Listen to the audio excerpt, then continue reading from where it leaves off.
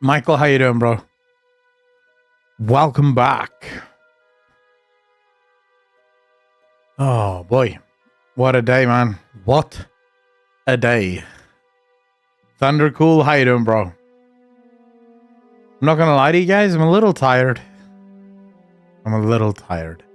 It's been one hell of a day. Griever Ross, how you doing, sir? I made 9 videos today. 9, bro. My voice is mush zucchini. Oh, damn. Thank you. 40 months part of the DJ Nation. Appreciate you. Thank you. Happy New Year to you as well. I was just seeing one of your uploads, but that can wait for later. Hey, I appreciate that, bro. Yeah, there's 8 videos coming to you on this channel.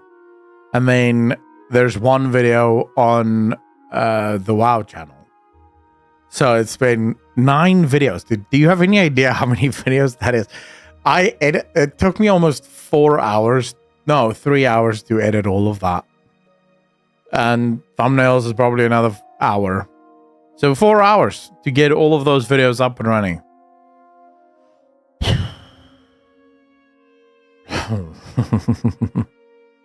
Oh, man. It's good. I'm not complaining. There's like a lot of videos because there's a lot of news, you know, so that's obviously really good, but it is tiring. I almost didn't stream. I was like, dude, I'm so tired. I am so spent at the moment. But hey, you know, I'm here. Pringles, how you doing, sir? You seen Marvel's new characters yet? I've not seen all of them, but I have seen some. There's a Marvel video coming. I don't know if it's already out or if it's still coming. No, it's coming. So it'll launch at 4:30. But I have a Marvel Rivals video coming today, Pringles. There's some stuff. Thundercool, I did. I'll probably cover it tomorrow because I literally couldn't do any more videos today. I mean, we're at 9 videos, including the one on the WoW channel. If I did another video, that would be 10 videos for the day. That'd be 9 videos just on the TV channel. So I was like, man, no. I need to go live. Otherwise, I would have still been editing. So yeah, but I will probably cover it tomorrow. I notice when you upload more than 4 in a day, I only get notified for 2 of your videos at most. So in vain, technically the system works as follows. How you doing, by the way? The system of YouTube works as follows. You will only ever get notified of 3 videos.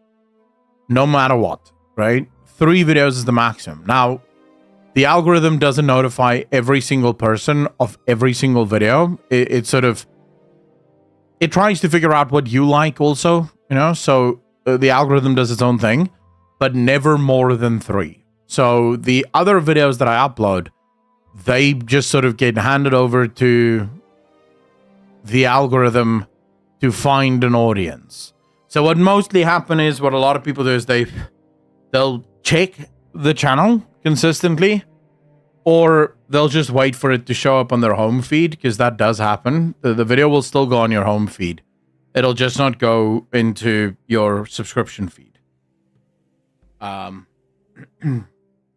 it's fine. I mean, those videos still do reasonably well. They don't do brilliant. It's not like the other videos that get many, many views right from the get-go. But they still do well.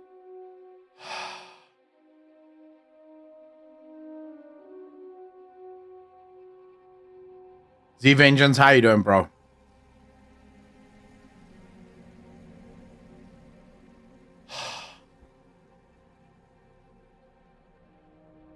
I was just looking at Discord, wondering if we're skipping today. No, we're not skipping today. Although I might need to start, like, skipping some days, just because on days where I only have like 3 videos to edit, that's fine. I can do that. Or even like up to 5 is also okay. But a day like today, I am so tired. And now I'm streaming as well, so We'll see. We'll see. I don't know yet. But I might need to start, like, having busy days be skip days. TB, how you doing? There's no way Overwatch 2 is going to recover from this.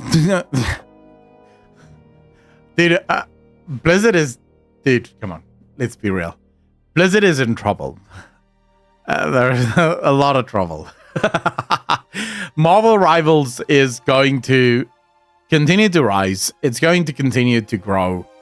I don't see any way that it's stopping. If you look at the game, when games do this well for this long, they tend to stay in the cultural... Like, the game is already over that mark where it goes from niche, fun little game to almost culture zeitgeist.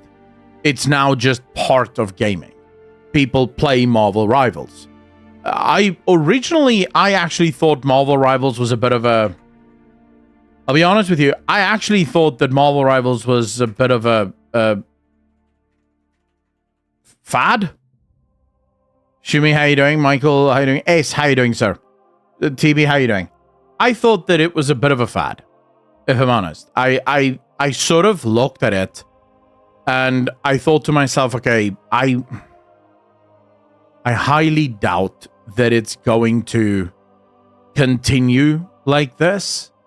You know, I didn't think that the game was that special, but to be honest, I don't play hero shooters.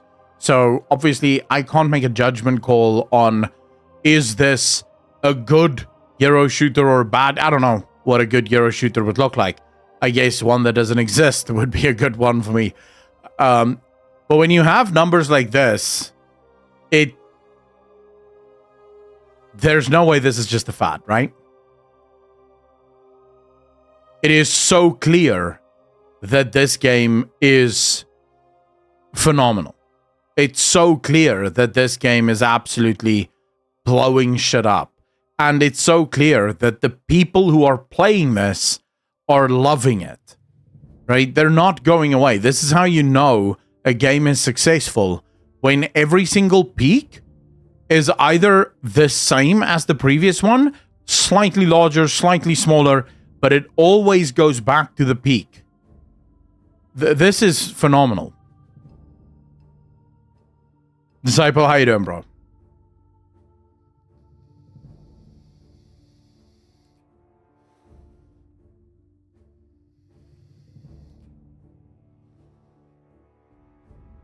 Pringles, the thing is, well, we just see more evidence now of the people over at Blizzard clearly not really knowing what gamers want. I mean, if Overwatch did its job well, Marvel Rivals wouldn't exist.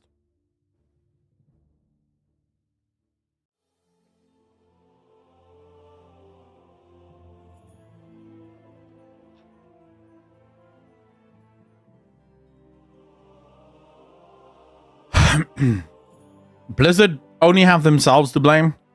They had a literal cash cow with Overwatch 1.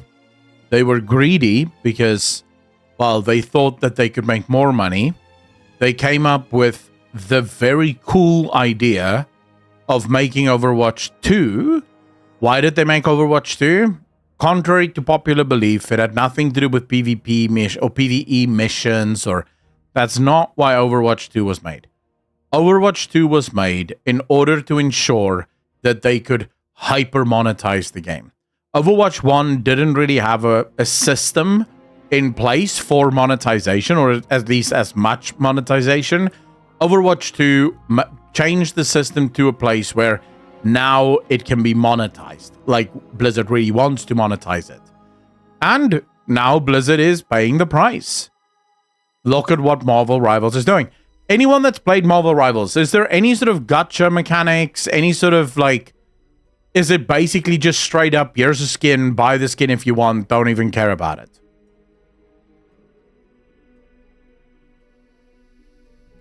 $2016, jump, true.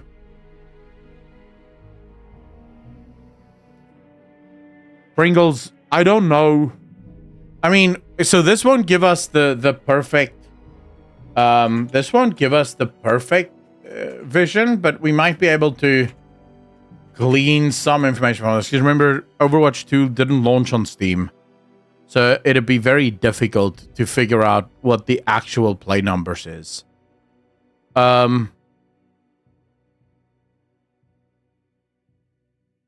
It's starting to go down. You can see the trend here. It's... Yeah, well, it's at the lowest that it's ever been. It's at 20,000 now. 24,000 peak? Huh. I wonder if it's going to be...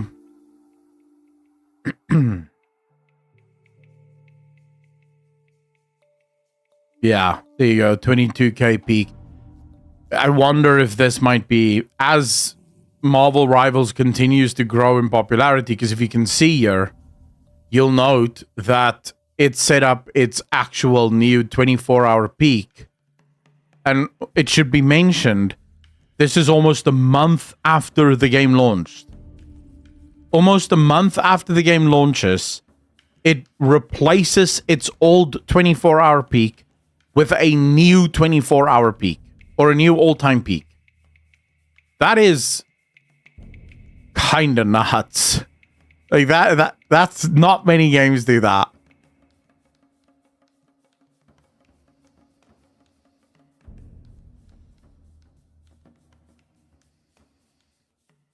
Knowledge, if you want, you can earn the currency to buy skins through gameplay missions.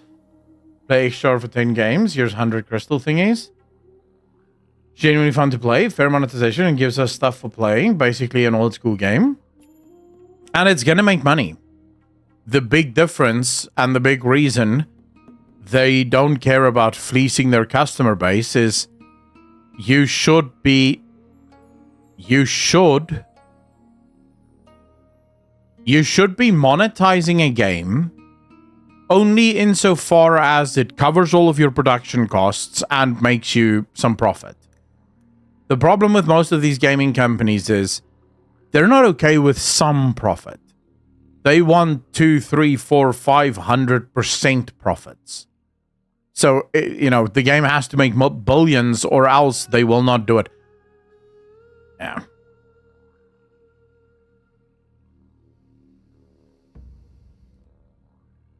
Third play on Steam? You think a third of people play Overwatch on Steam? They want all the profits, makes me sad. You and me both, Ace. Feminist Reddit is molding at the new Sue Storm skin. Yeah, but Feminist Reddit doesn't know what's going on. No one cares about Feminist Reddit. Hey man, can I ask you something? It's not that I don't enjoy your TV channel, but when are the new videos coming for Akalon channel, meaning WoW content and stuff? Nameless, I can't answer that. There's a new video on the WoW channel now. I uploaded it like maybe 2 hours ago. But I don't know. I genuinely don't. There's not been much in the form of WoW in recent months. Like, there's no new patches, no new nothing. So until something new comes along, there's not much for me to cover. And I've also been very busy with Akalon TV. So yeah, I genuinely can't answer that.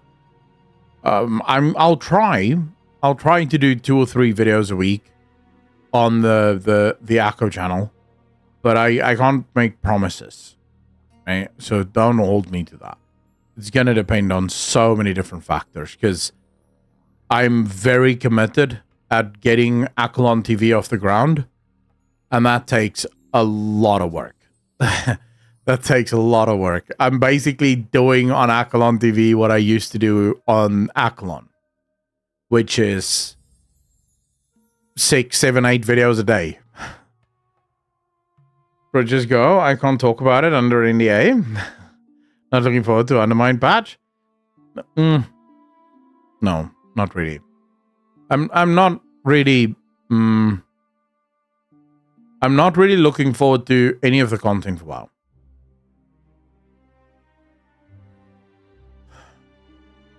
We spoke about this a little bit yesterday, but my biggest problem with World of Warcraft at the moment is that I like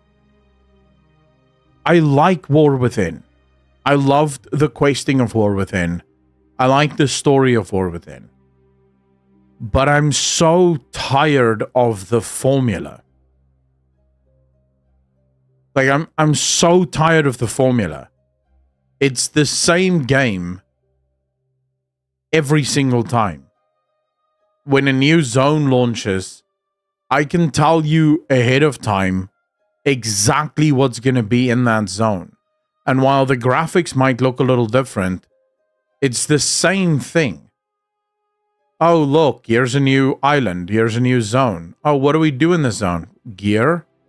How do we do that? Oh, world bosses and some world quests. Wow, okay. So what's new really in this? Oh, it's new world bosses. So, okay, I don't know. Like, really? Or delves. I was so looking forward to delves. Except when you realize delves are basically just solo dungeons. So, oh man, really? Why could you not have done something different here? Like, you had this incredible opportunity, and then it's all tied to the same vault. And the fact that it's tied to the vault kills all of my joy, because it has to follow the same formula so that it can give gear. I think that's the thing that I'm most tired of with WoW. It feels like they have this blueprint and they design everything around this blueprint. Everything fits the blueprint. It's sort of like what Ubisoft used to do with Assassin's Creed and Far Cry. It's the same game, just different graphics. So I think I'm a little burnt out on that, quite honestly. I'm still looking forward to the story.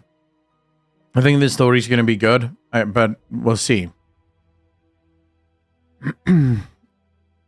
What's your opinion on Mark Zuckerberg major changes on Meta policy? Snap Turtle, how you doing, sir? I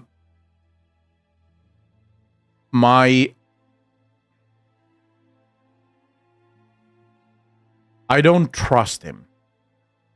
I don't think Mark Zuckerberg is a particularly principled person. I don't think Mark Zuckerberg cares about politics. Now, that's not wrong. There's plenty of people that don't care about politics, and I like them. Here, the big problem is, I don't think Mark Zuckerberg cares about politics. What he cares about is making money.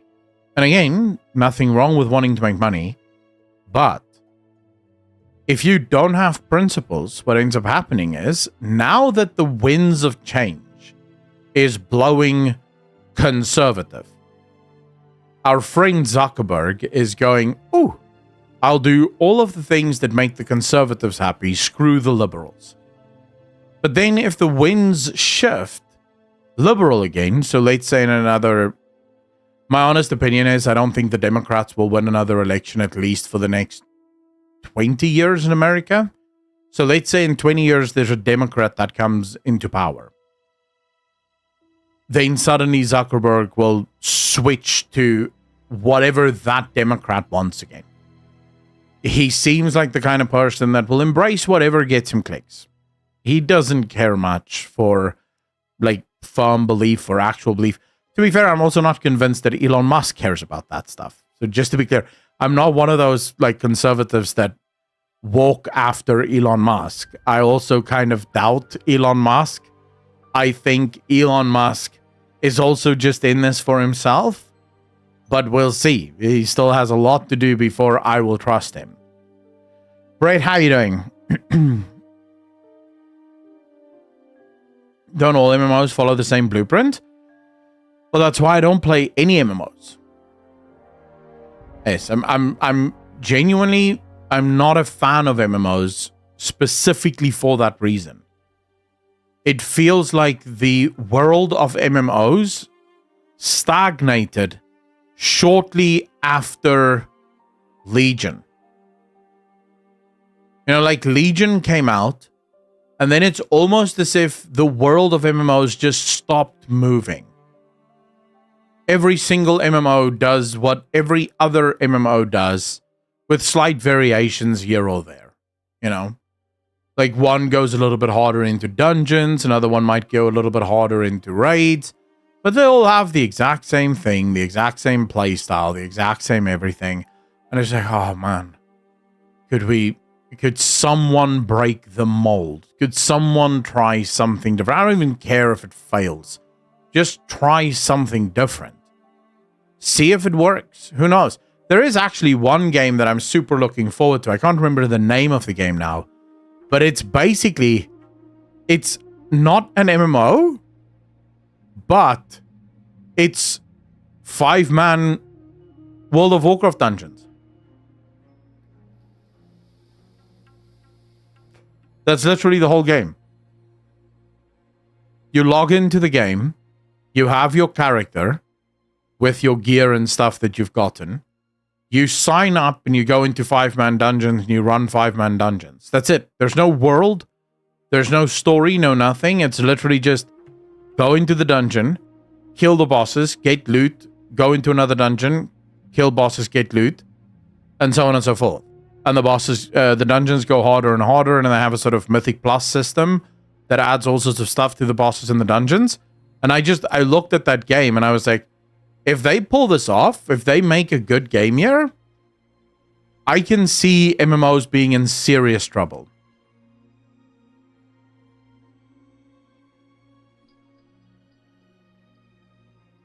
Oh, you mean Battle for Azeroth, Ace?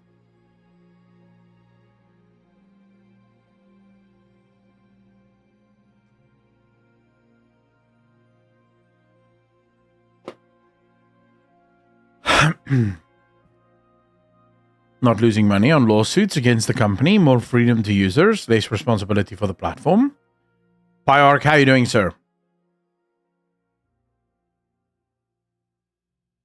Yeah, that's the game. Z Vengeance, that's literally the game, yeah.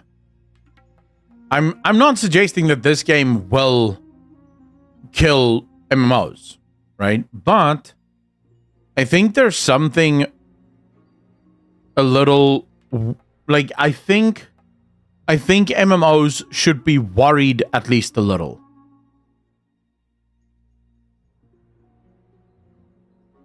We'll just wait for this to go. Oh, man. Steam player is honestly sometimes just the worst bloody player in the world. But if you look at the game, right, the thing is,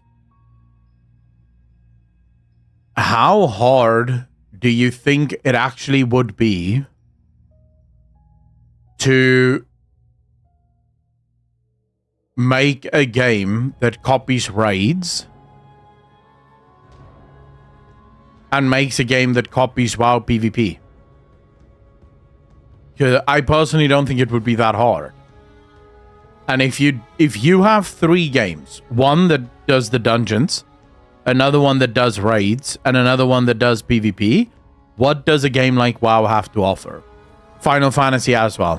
What do those games offer the player base that these games will not? Because when you think about how World of Warcraft has been designed for the last 10 years, the game is basically designed around this concept of dungeon players only do dungeons, raid players only do raids, PvPers only do PvP, and many of them really don't give a crap about anything else.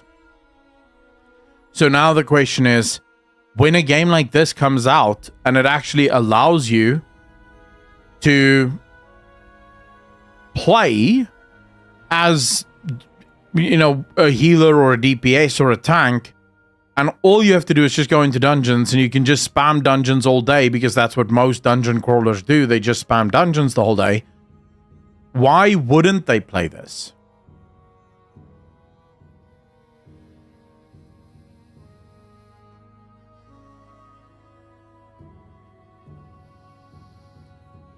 You know?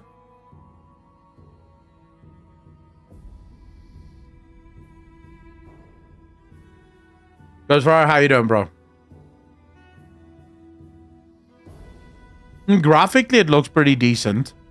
I wouldn't say it looks the best, but graphically, I know exactly what they're going for. They're going for a bit more of a WoW-esque kind of look, highly stylized.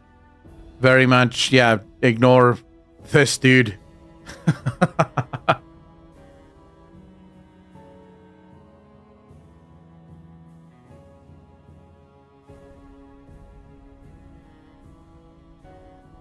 But I mean, you look at the game and it looks good. You know, this is a dungeon crawler and you're just killing bosses the whole time. They have a Mythic Plus system already built into the game. I think a lot of people are going to really enjoy playing this. If it's good, because it could be really shit and then obviously no one's going to play it. Pyarch, the game is called Fellowship. And it is basically World of Warcraft dungeons without the open world and the questing. There is no questing, by the way. There's no level system in the game. You log in and you immediately start doing dungeons. The thing that makes you powerful is the gear, and you have these different set characters. So you don't make your own character. You make you choose 2 tanks at the moment, 5 DPS or 2 healers. Those are the set characters that you choose. And each of them have their own playstyle. And they did say they're going to add more over time. They just want to see what is the kind of stuff that people enjoy. But this basically means that you want to tank a little bit more like a paladin, you go with the more paladin build. You want to tank a little bit more like a warrior, you go with the warrior one. I mean, the gear that you get is going to be specific to the character that you play. At least that's what they used to say. We don't know if that changes. But basically, you'll be able to gear every single one of your DPS, if you're a DPS main, the way that you want them to be geared, so that they're good for specific dungeons, or good for specific areas, or good for specific objectives. That kind of thing. Thundercool, how you doing, bro? So, from what we can tell, the game has no DEI elements possible. Right? So, right now, there's no pronouns anywhere in the game, at least not for what I've been able to find. And it doesn't look like there's any sort of areas for DEI. Because there's no story. It's literally just dungeon. Just go do dungeons.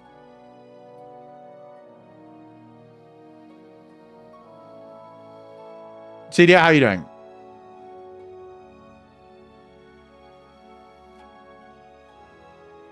But Pyarch, yes, it's basically an only dungeons MMO. You play with 4 other people, and it's you and your friends, basically, right? I think, again, it's all going to depend on what people, like, how good they make the game. But it is basically, here they say, endless scaling replayability. Every run will feel like a brand new challenge, with dungeons that will get more difficult as players progress and level up. Players will never outlevel the game, with seasonal updates, dungeon modifiers, new features and rewards that will keep each run fresh and exciting, adding another layer of replayability. You have the rewards, the loot and the gear, unique and complex boss mechanics. If they nail this, I think MMOs could be in trouble.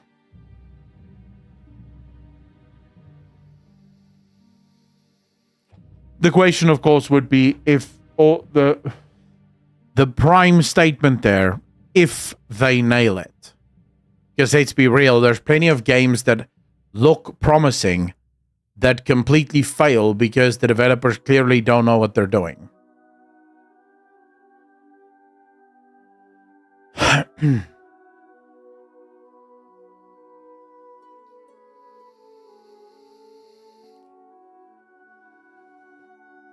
Katie the Mage, how you doing? Wonder with how many dungeons they will launch? Wait, Katie the Mage actually played the beta. It's a fucking phenomenal game. They're on the right path. They just need to stay the course. Well, there you go, boys. Katie the Mage played it in the beta. And he thinks it's a phenomenal game. He used the word effin'. That should tell you. He used the word effin'. Wonder with how many dungeons they will launch? I think they said in one.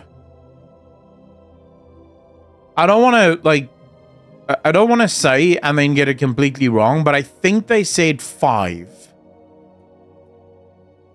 I don't know why the number 5 sticks in my head here. But It could be more, it could be less, it could be whatever, right?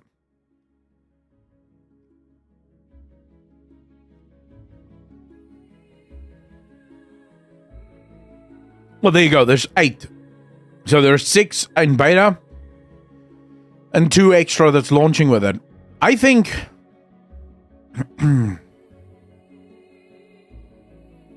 not gonna like, I don't want to make any sort of prediction, but the choices that they've made, insofar as there's no character creator, also there's no unique building, so you don't get to choose talents and stuff, at least not from what I remember, makes it so that they can make the dungeons a lot more interesting and complex.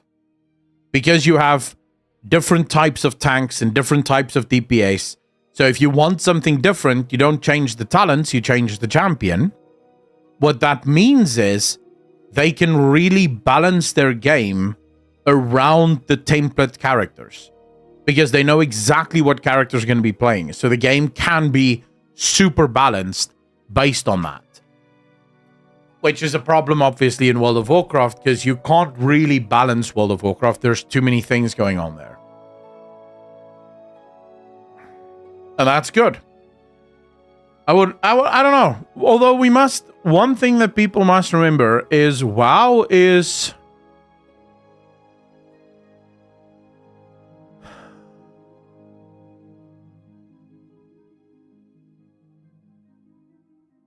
for many people, WoW is so part of their history.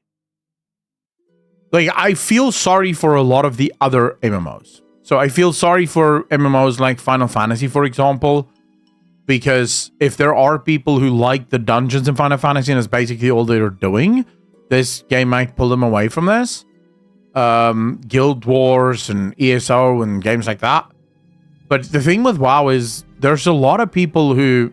WoW is so part of their history, so part of their DNA, that unless the servers for WoW are shut down, they won't leave WoW. Not for any other game. They'll just play WoW. That's what they play.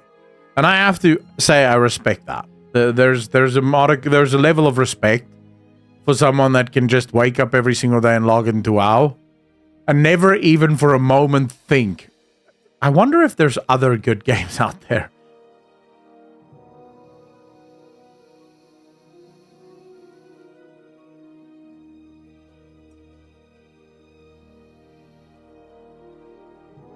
Guild raids, get new gear. The sunk cost fallacy for many people. Snivels, I wouldn't be surprised.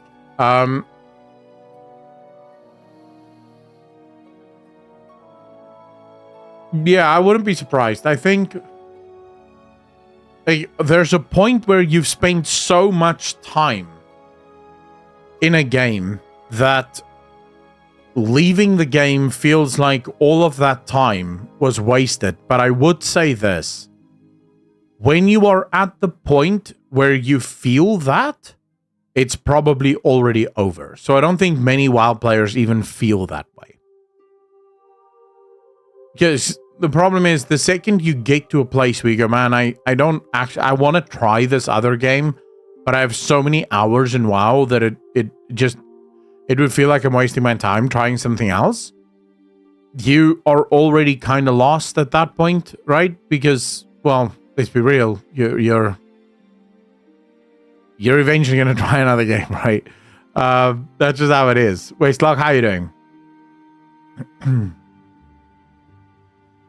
People who paid good money for the new Britosaur mount do not want to just let it rot. True. Glad I don't have that problem. Sounds terrible. Grenio, I can't complain. Thanks. You don't know how they don't get bored. There are people who... Remember... So I cannot talk about this. Not really. I can't talk about a lot of things. But I've received an email from a Ubisoft insider. I'm still trying to figure out if it's real. So I'm still waiting for stuff.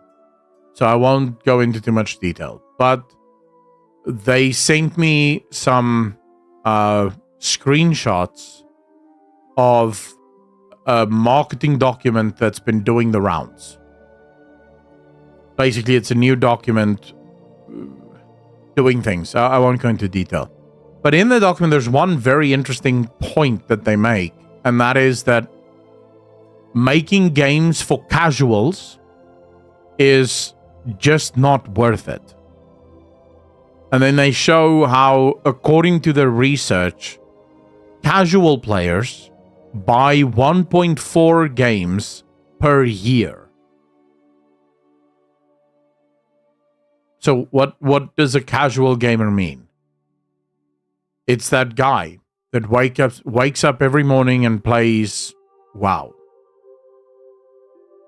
They don't have Steam. They don't look at videos on YouTube.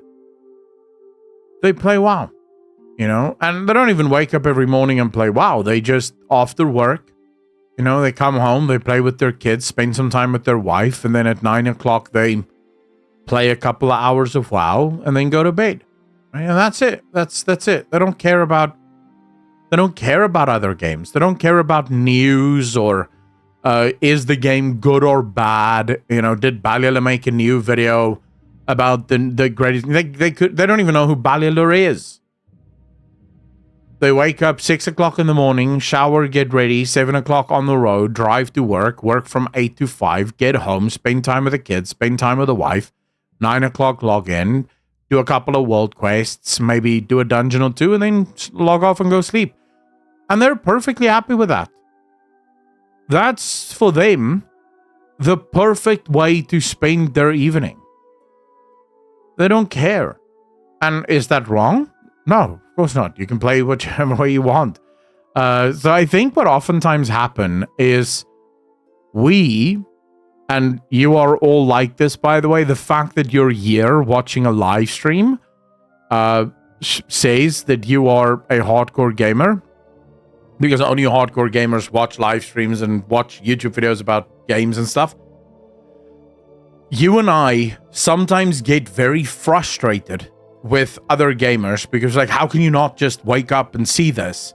But what we don't realize is and the document actually goes into detail on this, that the hardcore gamers, this is actually one of the things that they say they missed. The mistake they made was not realizing that hardcore gamers are no longer uninformed. So the document literally actually says hardcore gamers are experts or semi-experts at video games. Meaning everything. We know how games work. We might not be exactly sure how games are made, but we have an idea of how games are made, right? We watch documentaries on it and we watch people talking about it. We have an idea of what is happening. So for us, it's very quick to realize, wait, this isn't working, that isn't working, this is broken, whatever. But for the casual, they don't even know. They have no idea. It's like, who cares? It's like a blind deaf guy sitting in the old age home as the California fire comes hurtling towards him. He doesn't even know. Everyone else is screaming in panic, and this guy is just absolutely sitting there in blissful unawareness of what is happening around him. And that is also necessary. They're gamers and they get to play the games and enjoy the games that they play, and I'm happy for them, Kimmy, how you doing?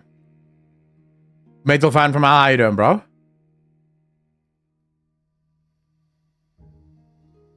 Nice, Metal fan.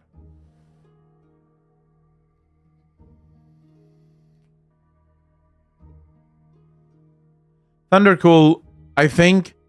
So I knew about DEI stuff long before Cabrutus happened. I did not know the extent to which it had infected the gaming industry. So I was very much aware of the effect that it was having on corporations around America, on the movie industry, and so on. I wasn't entirely sure how much the effect was on the gaming industry until Cabrutus and the Sweet Baby Inc. stuff. But I think that's exactly it, right? The hardcore audience is now very much aware of what's going on. PJ, how you doing, sir? How long did I know about the DEI stuff?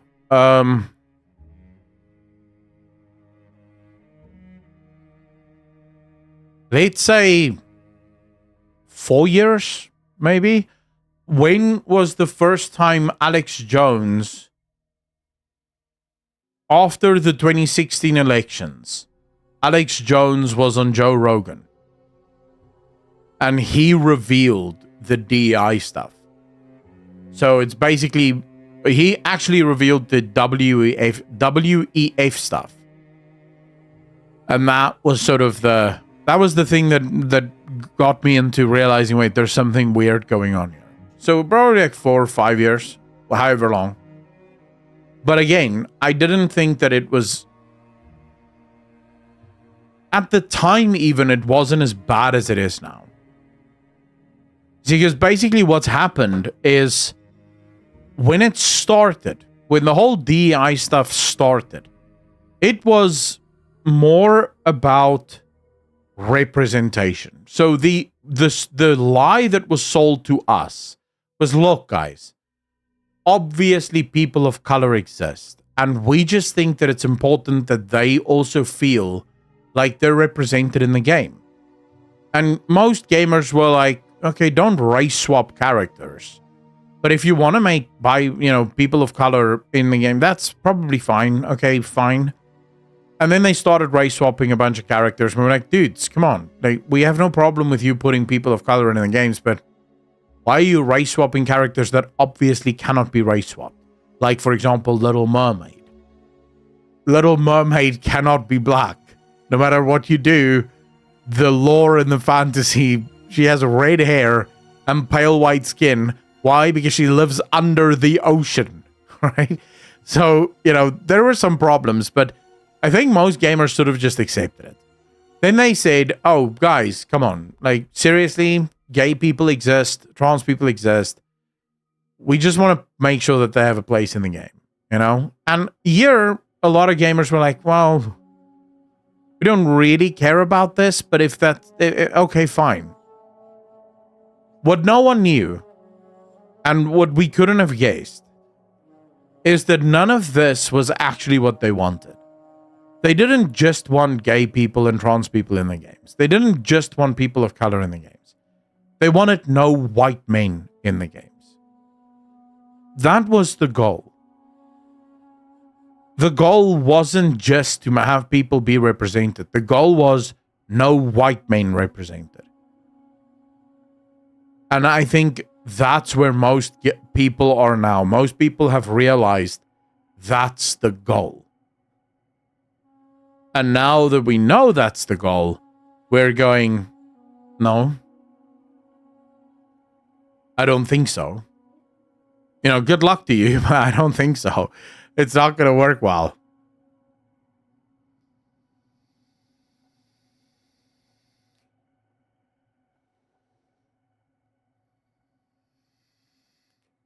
Jules, how you doing, sir? Snubbles, how you doing? Chief Dad, and now they're flushing money down the toilet? Oh, yes. I mean, but if you understand the motif or the motives, it makes sense why they're flushing money down the toilet. I made a video about this.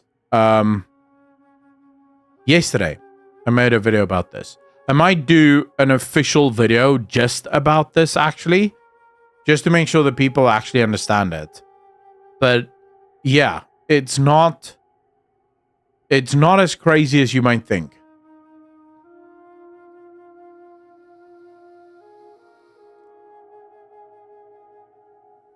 So, let's do this.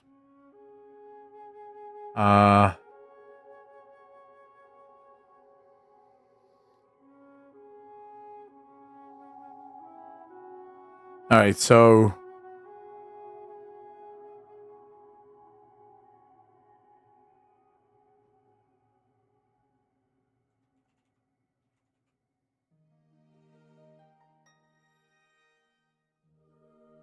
right, so you have profits up top here. And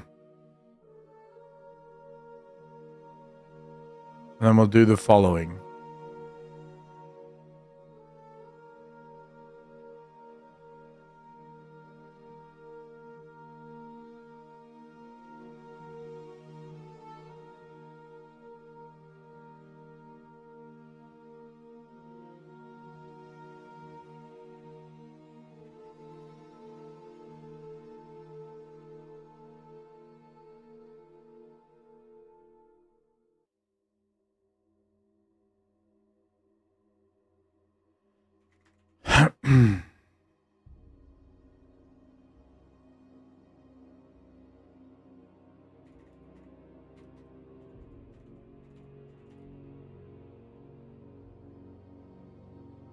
Sorry, I'm just quickly getting this set up and ready so that I can explain it in a way that makes sense.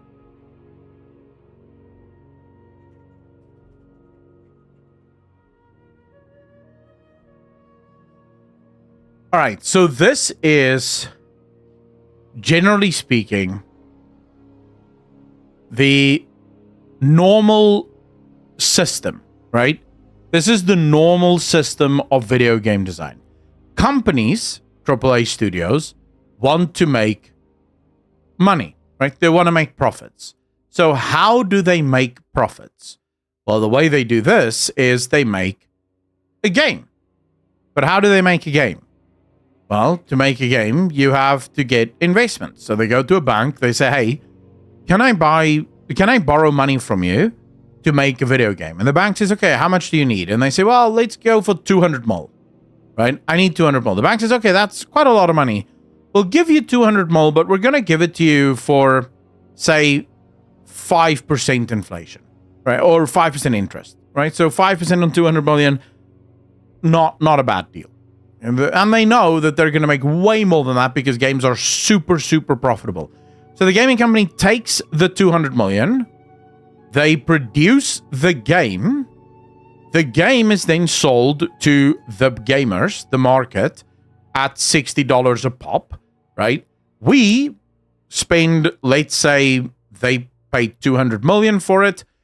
We buy the game and it ends up making, let's say 400 mil, right? So the game makes 400 mil. That means that 200 mil is now the profit and it's deposited into this. The AAA studio gets 200 mil because that's what its profits are. And the cycle repeats. Now you might say to yourself, but wait a second, Akhlon. Since they have 200 mil in the bank, the next game they're not going to want to borrow money because they already have 200 mil in the bank. Anyone that knows anything about business knows that this isn't how business is operated. So all businesses make money on debt. You keep the 200 mil, you invest the 200 mil, right? And you borrow another 200 mil for the next game that you want to make. That way, you now have 200 mil that is accumulating money, right? So your 200 mil is actually growing at this point, right? Your 200 mil is growing because it's invested. The next 200 mil that you've borrowed is now going to turn into 400, maybe 500 mil, right? Whatever it is, it's all going to end up in the profit section, back into your plus this, right? So now you have 300 mil a year. That means you now have 500 mil over a year, right? And that's still growing. So much, much better to make money. Much, much, much better to make money. Much easier as well. That's the normal system. That's how it always has been.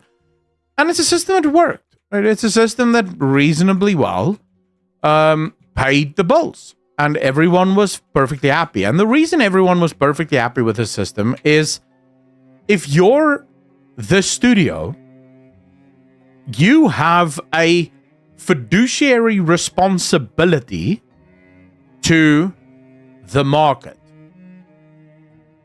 because they're the ones that ultimately allow you to make profit so that you can take that profit and invest that profit. So you have a responsibility to the market. That makes sense, right? You want to make the market happy so that you can make money, so that you can make more money. So what happened? How did this change? Well, let's introduce you to a new character that just entered the game.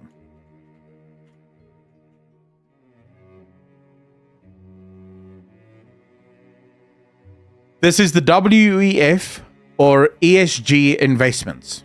This is literal fact.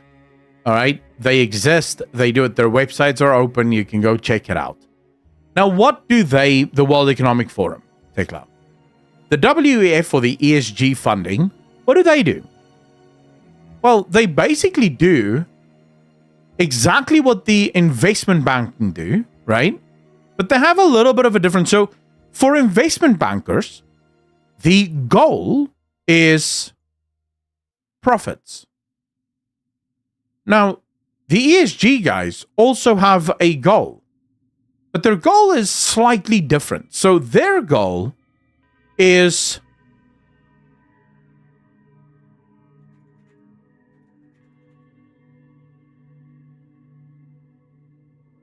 social change. They still have a goal, they still have a reason for existing, but what they want to do is they want to change society. So how does this, why would a gaming company go to the WEF, or in this instance, the ESG guys? Why wouldn't they just go to the investment banks, right? Because the investment banks already do the thing that they want them to do. And, you know, what's wrong with that? Well, the answer lies in interest. If the bank is going to give you a loan for 5%, the ESG guys offer loans between 0.5 and 1%, provided your game impacts social change. So if you as the studio make a number of promises to implement social change, in other words, you say yes to DEI, both in hiring as well as implementation of your game. You say yes to the environmental controls, making sure that your impact isn't that badly. Your governance is considered to be equitable. If you say yes to all of these things, so ESG stands for environmental, social, and governance. That's the abbreviation. That's what it stands for. So as long as you promise to have all of these things, so you promise to have very few white people, many people of color, and all the rest of it, they say, hey, we'll give you a loan for far less than what the banks will give you. Far less. I mean, you can think to yourself, Ubisoft right now has $1.8 billion in loans. The difference between 5% and 1% is astronomical on the repayment of those loans. Right? It's astronomical. That's massive repayments that have to be done. So clearly they're going to go for the guys that give the lower interest. Now, you might say, but Accolon, wait, why is that bad? They're still getting the money. They're still making the games. What's so wrong about this? Well, okay, let's examine what happens here. AAA Studio wants to make a game. AAA Studio goes to WEF to borrow money. They borrow $200 million. We want to make a video game. AAA Studio takes $200 million, makes the game, right? $200 million goes here. But now remember, they're not making the game. Not like this. Sorry, I actually made a mistake.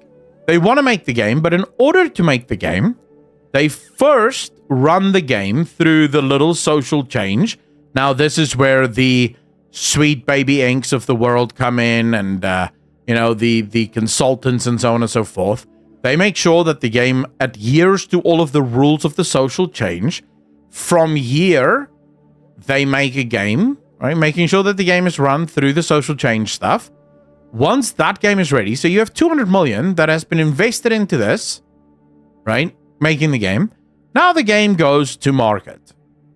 But now remember, they didn't care whether the market liked the game or not. They cared about social change because they don't want to lose the 1% interest that they were receiving. So the market rejects the game. The market says, no. We really don't like this game. We really hate this game. So we used to like it. Now we really hate it. We don't want this game. Okay? So what happens? After 200 million, they end up making, let's take Veilguard's numbers. Let's say they make 40 million, right? So they make 40 million. But remember, they spent 200 million. This means they're not making profits. They're actually making 160 million loss. This means that they can't pay back the WEF. But remember, the WEF isn't in this to make money. They're in this for social change. So when they come to the WEF and says, hey, we need more money, the WEF goes, yeah, sure, no worries. As long as you keep promising to do social change, we don't care if there's any profits. Like, we can build a Berlin Wall around profits here. No profits coming in. Now, you might say, but Akelon, wait, why in the hell would they do that? That makes no sense. I mean, no one is that stupid. They're not stupid. They're not dumb. What they're waiting for is what is called delayed profits. You see, all of this social change is meant to lead to a new society. The earth has now changed. We are now, instead of being unhappy, we are now all happy with all of the DEI stuff, right? We love the DEI stuff. Every man, every teenage boy is in love with a non-binary girl. Every guy watches trans porn and femboy porn and all the rest of it, right? We're all super, super woke now. Now, when they make their super, super woke video games, we are going to pay profits. We're going to make the profits. That's the hope. Now, you might say to yourself, but Akelon, they're out of their minds. Clearly, this isn't working. Why aren't they stopping? Well, little children, let me introduce you to a very little, like no one would know who this guy is, right? This is a man that has been forgotten by history, but his name was something Stalin. I want to say Joseph, but it could, no one knows this man, right? Let's just call him Joseph. Okay? Joseph Stalin. For years, this man saw that communism in Russia was not working. And instead of saying, well, shit, this is really not working, our friend Joseph instead said, let's just throw everyone in jail. And we'll just keep throwing everyone into jail, into the gulags, until it works. And every single time they threw people into the gulags, it worked a little bit less. Every single time they tried to control society a little bit more, it worked a little bit less. Every single thing they tried to do worked literally the opposite way. And they yet continued. And there is a reason for this. When people are ideologically driven, they oftentimes lose track of reality. Reality stops making sense. Because you're so desperate. This is why, to this day, when you talk to socialists, they will say things like, oh, that wasn't real socialism. That wasn't real communism. What Russia had wasn't real communism. What China had wasn't real communism. What happened in Uganda wasn't real. What happened in Cambodia wasn't real. What happened in Cuba wasn't real. It's not real. Venezuela, it's not real. The real communism is going to be the good one. And then you go, well, we have 13 or 14 different models of your real communism. All of them is bad. all of them is bad, why would you want to do it again? But you see, it's impossible. Because I don't believe, right? I don't believe that my policies could lead to suffering. In my mind, this can only be good for humanity. So if the outcome is that it's not good for humanity, then it cannot be my socialism that's the problem. It's something else. Because clearly this works. You'll oftentimes hear people say socialism works on paper, which is nonsense because it doesn't even work on paper. We've tried it. We've run it through AI, through models. It doesn't even work in computer models. So it doesn't work in theory. It doesn't work on paper. It doesn't work. But they don't believe that. They believe it does work. It's just that everyone keeps getting it wrong. This is exactly what's happening here. The reason the WEF and the reason these DEI ESG guys will not change their ways is not because they're stubborn or because they like losing money. They genuinely believe that if they continue to put trans people in video games, if they continue to put non-binary characters in the video games, eventually young teenage boys will fall in love with trans girls. And they will see no difference between a trans girl and a woman. None. It'll be the same thing. They genuinely believe that. Right? They genuinely believe that if they keep making gay characters, eventually all men will just think I must be gay or I must be bi. That's the whole goal. The goal is to remove masculinity. Now you might ask, why do you want to remove masculinity? Why does anyone want to remove masculinity? Why is every dictatorship in the history of the world wanted to remove masculinity? And before people, because there's always someone that goes, Hitler didn't remove masculinity. Hitler was also not a dictator. People forget that the German people voted for Hitler. He was democratically elected. The German people never didn't want Adolf Hitler. They liked him. And of course they had wars, so they couldn't keep voting but that still doesn't make him, he was an evil man, but he wasn't a dictator. Dictators, in other words, people that take power against the will of the people, they always remove men from society as quickly as possible. Because strong men are the first people, strong young men are the first to start revolutions when life goes hard, when the government destroys the world. So their hope is that they can ruin man so that they can remove any potential threat to their overall reign. This is all it is. This is the whole point, plot, and goal of the system.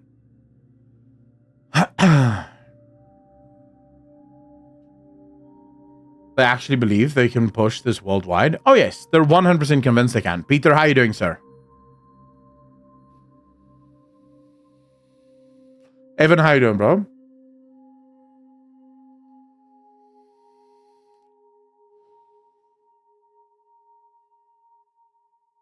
Just not happening? No, of course it won't happen. But from their perspective, there's no way that it can't happen. Lisbon Scott, how you doing?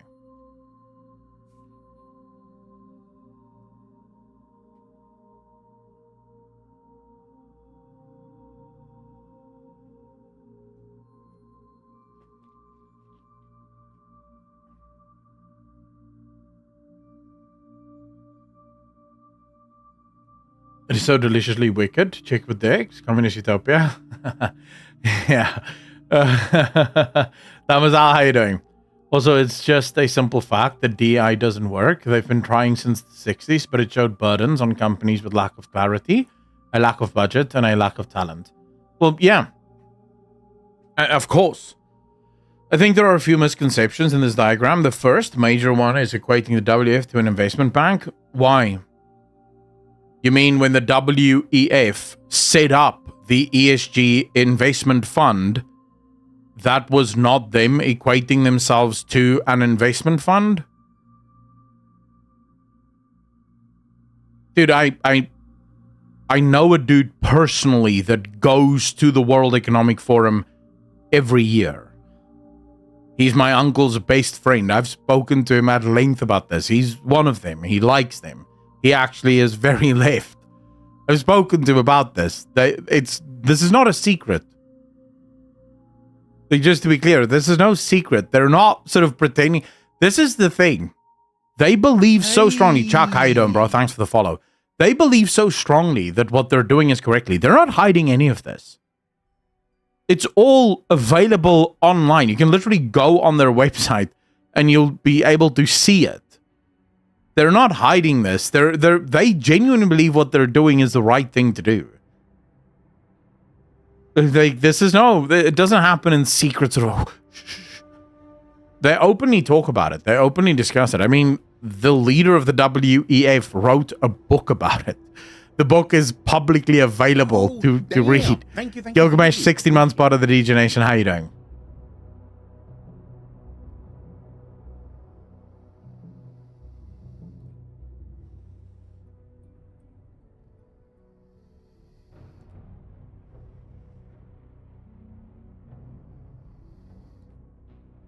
Okay, Lisbon Scott, you're again very limited in your approach. I would highly suggest you go look into ESG funding. The fact that you think the only thing ESG funding is for is inequality and poverty is actually baffling. When on their own website, they say that it isn't. Dude, this shit isn't secret. This shit isn't like, oh wow, we don't know any of this. Like, how could we possibly know? I guess we should just guess this. You do realize that ESG is different things to different people depending on the industry that it exists in, right? You recognize that when ESG and cars are involved, they're obviously not pushing to have cars include people of color. This is a car. Who gives a shit what the color of the car is? So they're not going, well, your car should really reflect the skin tone of every human being on the planet. But they are demanding that you change the way the fuel consumption work, and you change this and you change that, and you go all out of your way to destroy what the car does, right? Because they're dealing with cars there. Then when they deal with the milk industry, they have different requirements because milk and cars are not the same. Fundamentally, their goal remains the same always, and that is social change. If anyone thinks what the WEF cares about is poverty and income inequality or inequality, they've not been paying attention. They do not care about those things. That's their stated goals, but that is not the goals that they actually pursue. That's just to get a lot of highly gullible people on board.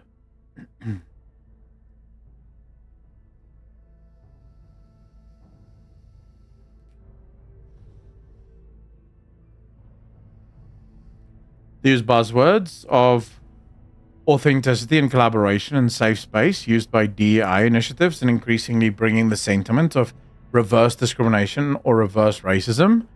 Well, yeah, to me, racism is racism, and there are discriminatory hiring practices that are happening.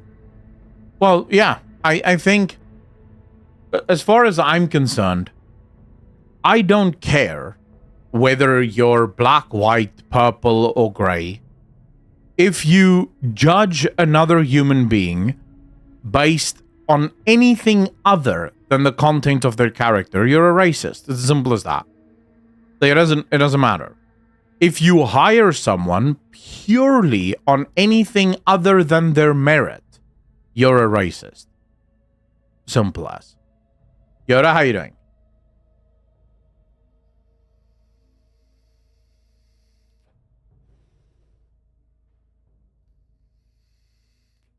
With the first release for the consoles, PC will be a year or a few later. Oh yeah, well, that's always been the case.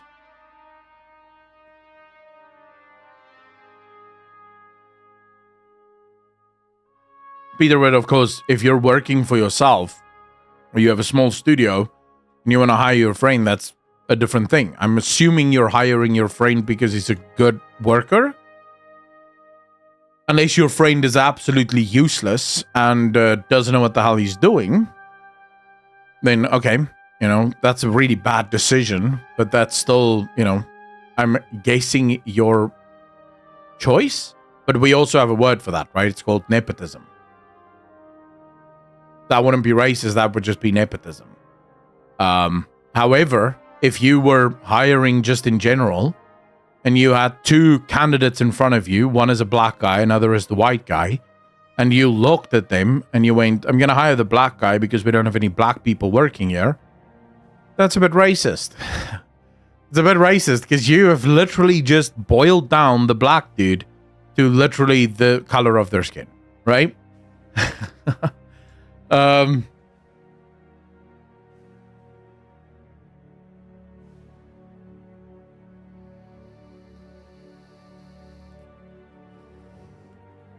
Wait, Lisbon Scott, hold up. Can I just ask, what are you claiming works?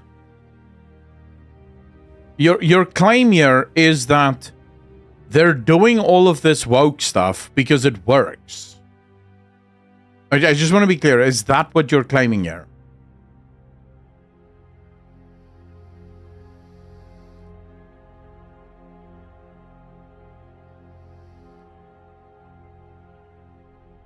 Okay, so Lisbon Scott writes to Z Vengeance and he says, because it sells question marks. Not saying that they're doing the right thing or the wrong thing. They do it because it's clearly optimal to do it nowadays and not risk boycott and social revolt against the firm. Okay, so DI in video games works because it sells. Interesting. Let's see this.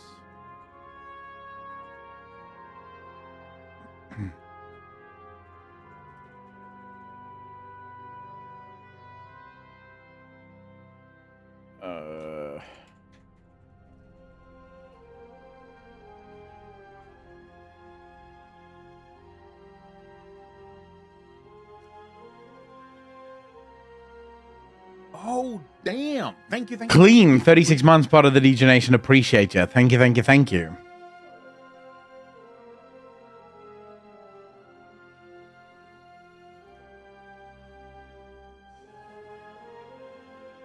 Sorry, guys. I'm just quickly looking up a couple of things here.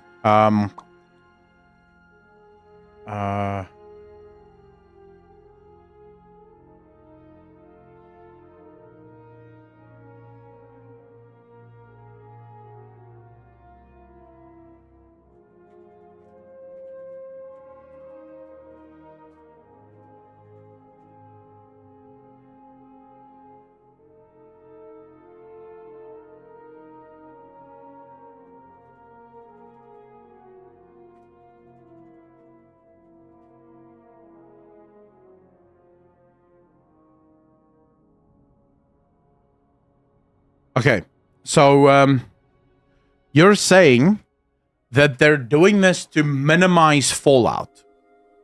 Okay, that's fine.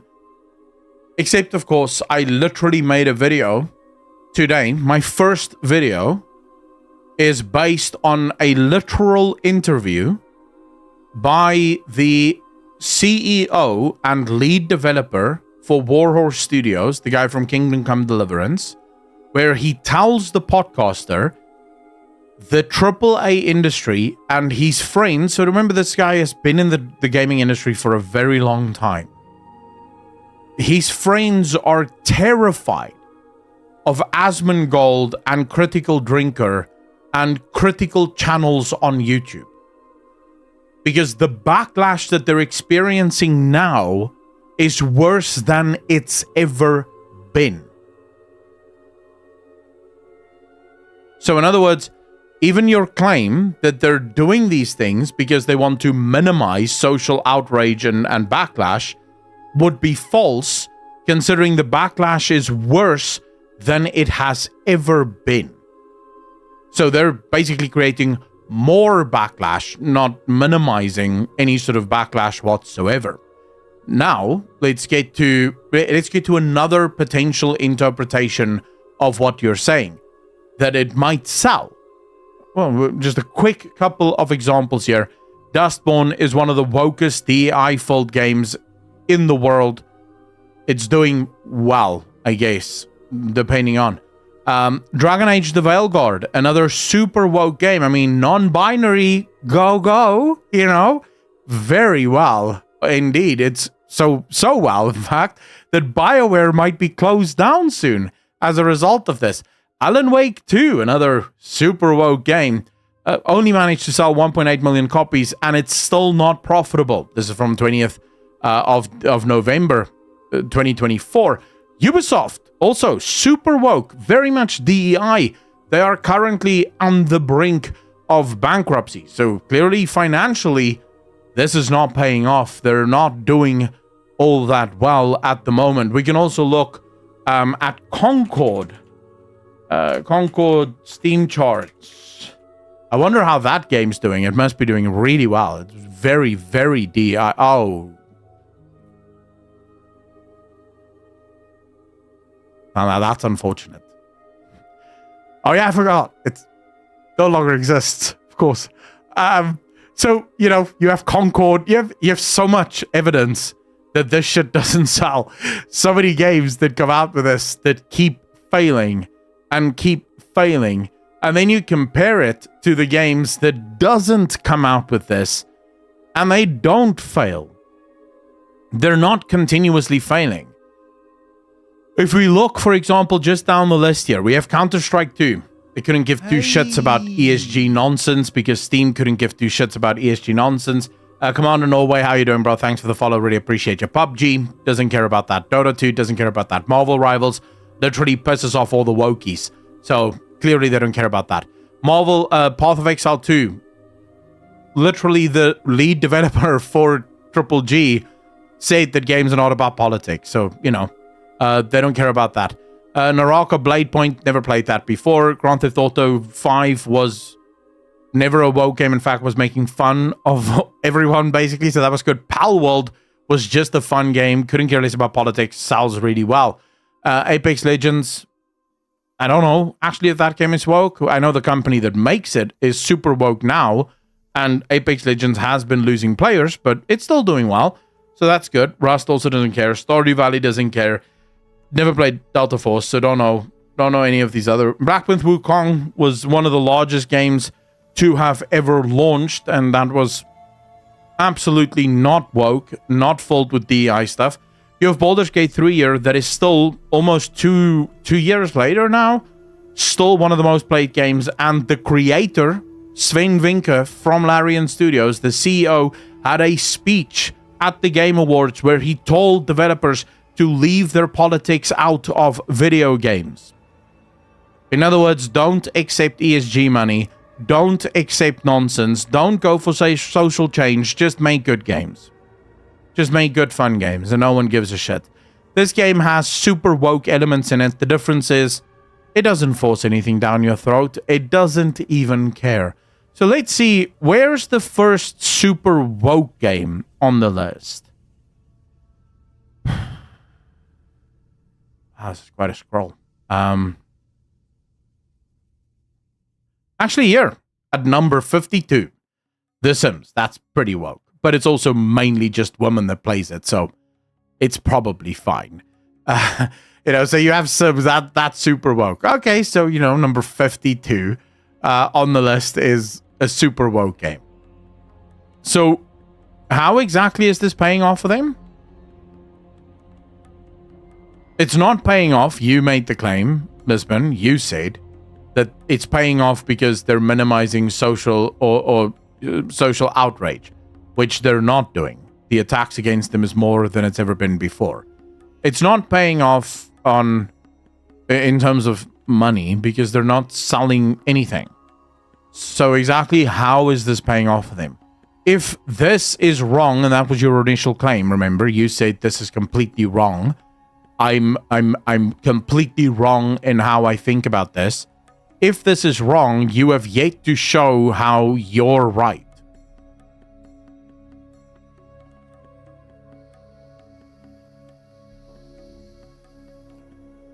I know he left. Foul Smoke, of course he left. The problem with lefties is that they want to say things and never be fact-checked on anything. They like fact-checking when it comes from them, when they can just sort of make shit up. But whenever you fact-check them, remember, saying you're wrong isn't an argument. It's just a statement.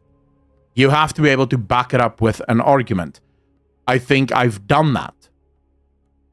I think my argument is pretty strong. Right? If you want to disprove this, you're going to have to come up with your own argument. Changed a lot since I last played. Oh, Sims is super woke. No. Remember, Sims still has patches. It still does updates and DLC. No. I don't cover Sims, but I know for a fact that some of their last DLCs have been very woke. Like, very politically charged. Not to the point where the uninitiated would notice, but it has been way more woke than not.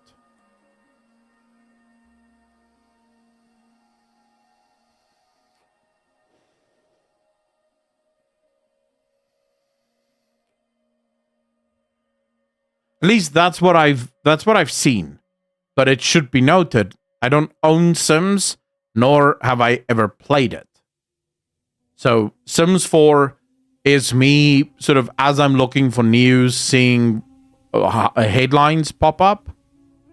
So actually, you know what, I shouldn't make bold claims that I genuinely can't back up. I don't know.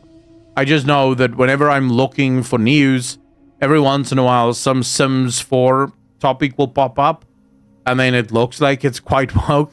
But I could be wrong. I could be completely mistaken, because I don't actually cover the game, and I don't actually care. So it should be mentioned. The first game to have the top surgery scars. Oh, there we go. So the Damozel knows. I don't know. Do we consider a game that has top surgery scars woke or not?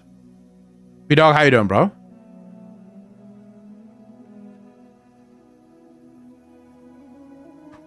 Because I would consider that woke. Because, yes, it is propaganda.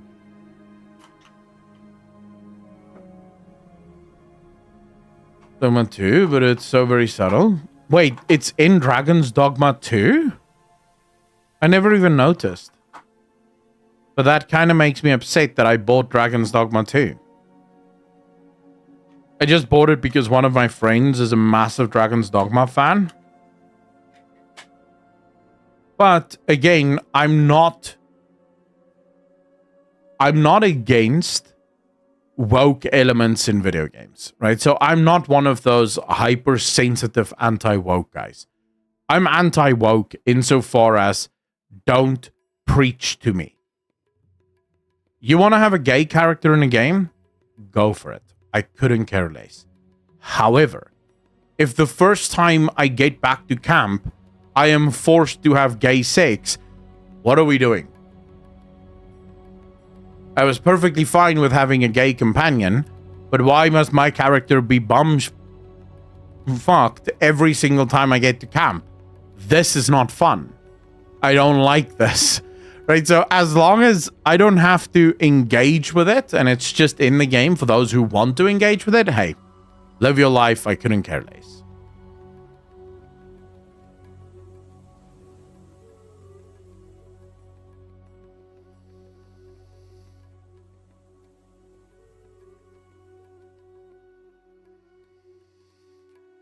All the while, the number one scar for women is nowhere to be seen.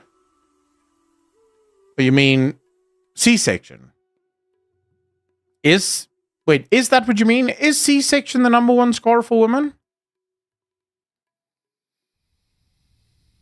I would feel in the modern age, it's brace surgery.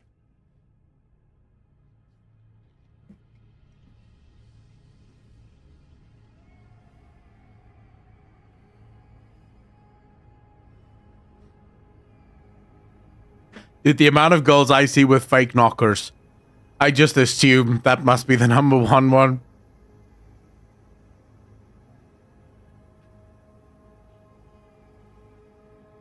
What the hell is an episiotomy? Gimme, what is this? What is this word? Is that what titty surgery is called? Episiotomy?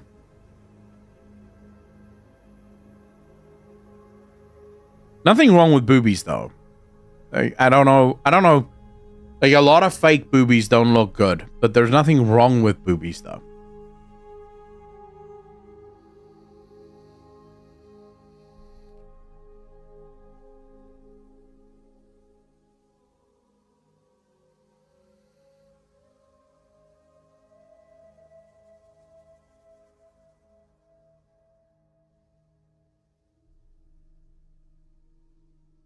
Ghost Fryer, there's a lot of people.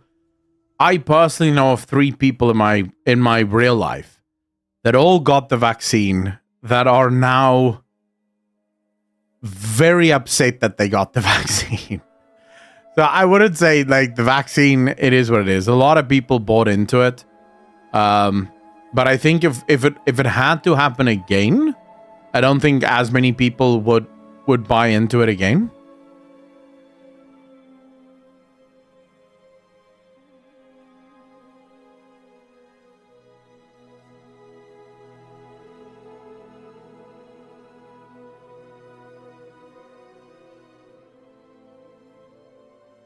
Women tend to get a lot of scars on the abdomen area. And then the face. I feel like I'm missing something, Damozel. Is the scars on the stomach...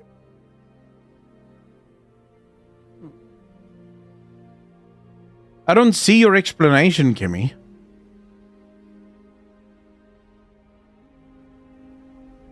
Your explanation isn't popping up.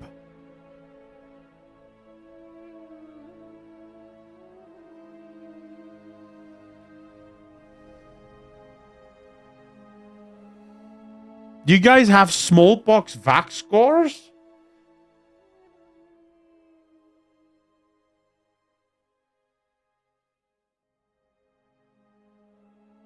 I don't. How do I not have it? Can't get it. My blood pressure is too volatile for it to be safe. A non-well character with top surgery scars would be a person that is a victim of breast cancer. I have a scar from when I got the chicken pox. Wow. Savaki, how you doing? I heard the LGBT was also one of the reasons for World War II. Any truth to that? No. When you say reason for World War II, what does that mean? HV, I have all of my vaccines as a child. Not the COVID one, but all of my childhood vaccines I have. It just, I don't have a scar. I don't know why.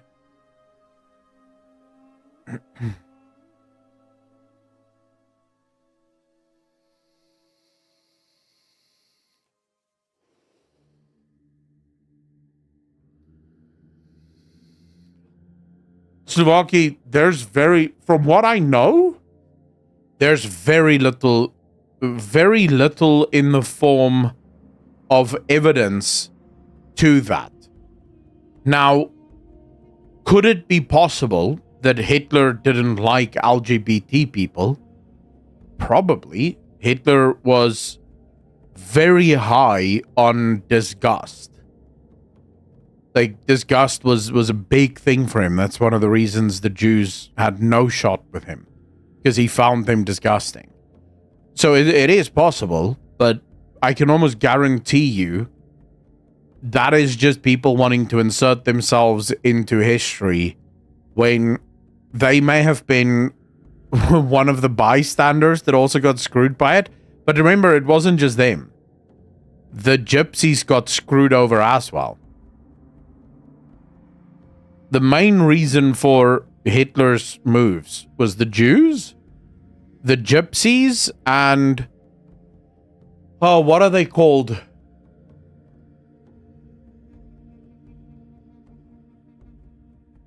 I think Polish people are called this as well.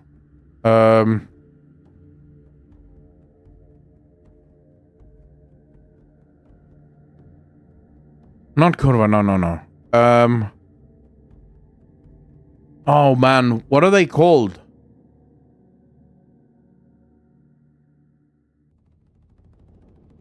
It's like Russians, Polish, they're all part of the same group. Man. Slavic, thank you. The Slavic people. Hitler thought of the Slavic people just as dirty as the Jews. To Hitler, there was no difference. They were dirty and disgusting.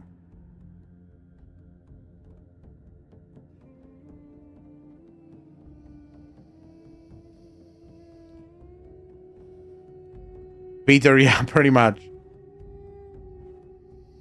The Vengeance, he tolerated you. There is a difference.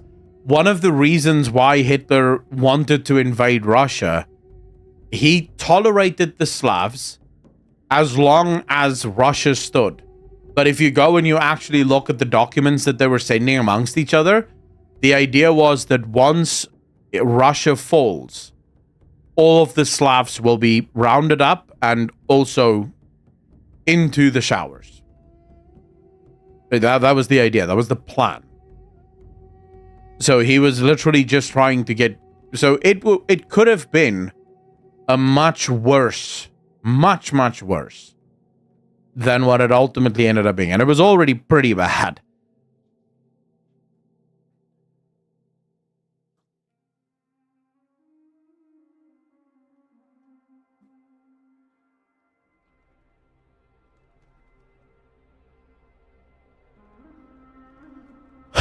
Chuck, yeah. He was also using them to sort of send them into as the first round of battalions to save German troops.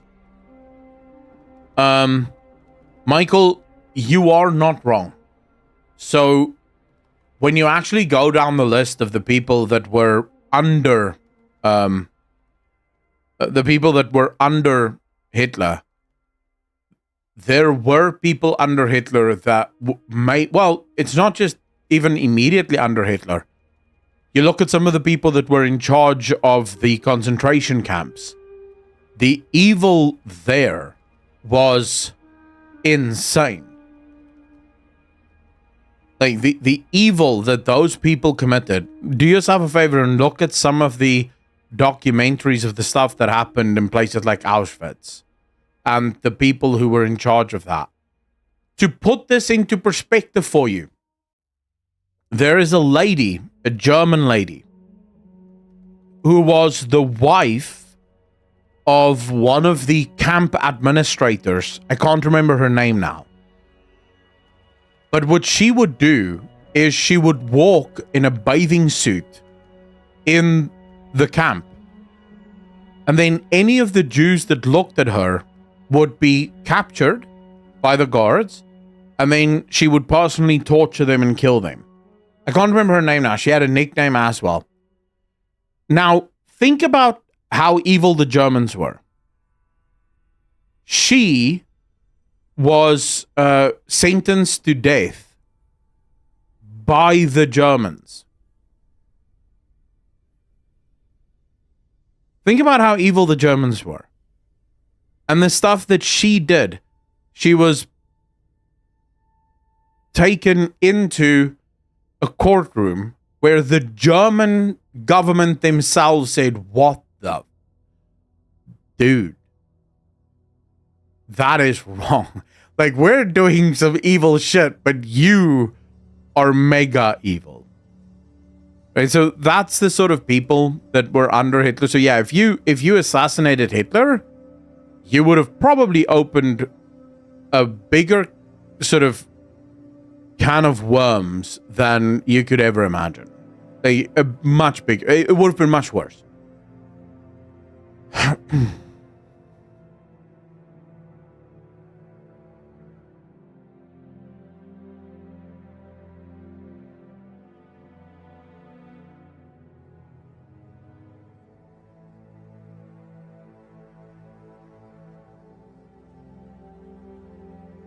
Lisbon Scott, so my question is, when you say real relevant issues, what are the real relevant issues that you refer to?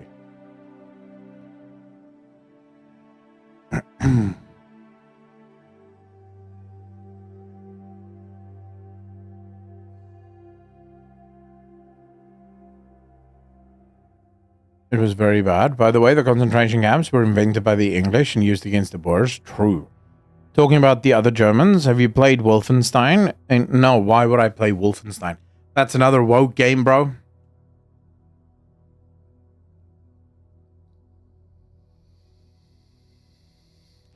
This one's got, and your belief is that the WEF and ESG cares about income inequality, poverty, and hunger.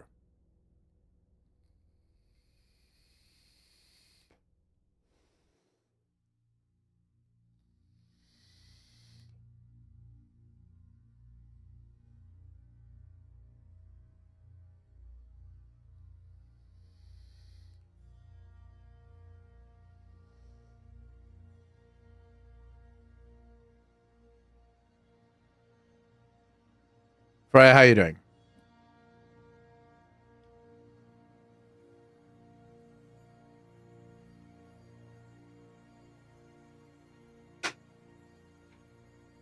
So my first question would be, when you say income inequality, would you mind qualifying that for me? So just extrapolate on what you think that means, so that I don't attack an argument that you're not making. So I want to know exactly what you mean when you say income inequality. I would then also like to know, when you say poverty, what poverty are you referring to? And hunger, what hunger are you referring to?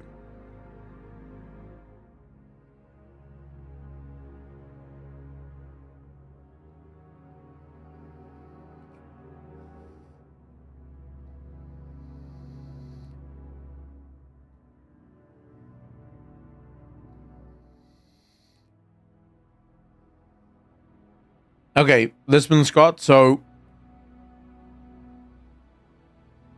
do you imagine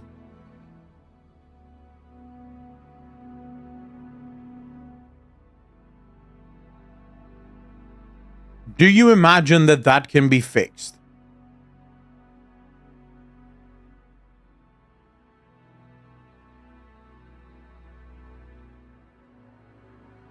I will remind you that every country that has ever tried to fix that has ended up making everyone poor.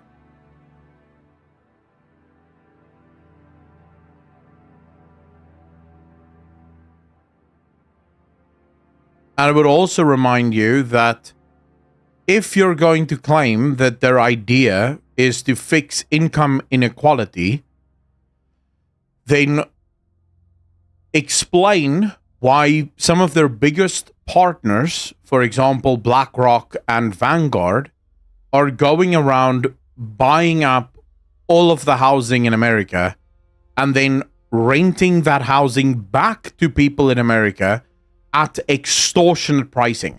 If, of course, really they care about income inequality, why would Vanguard and BlackRock be doing that? That makes no sense. They're obviously trying to get people to not be poor by making people more poor.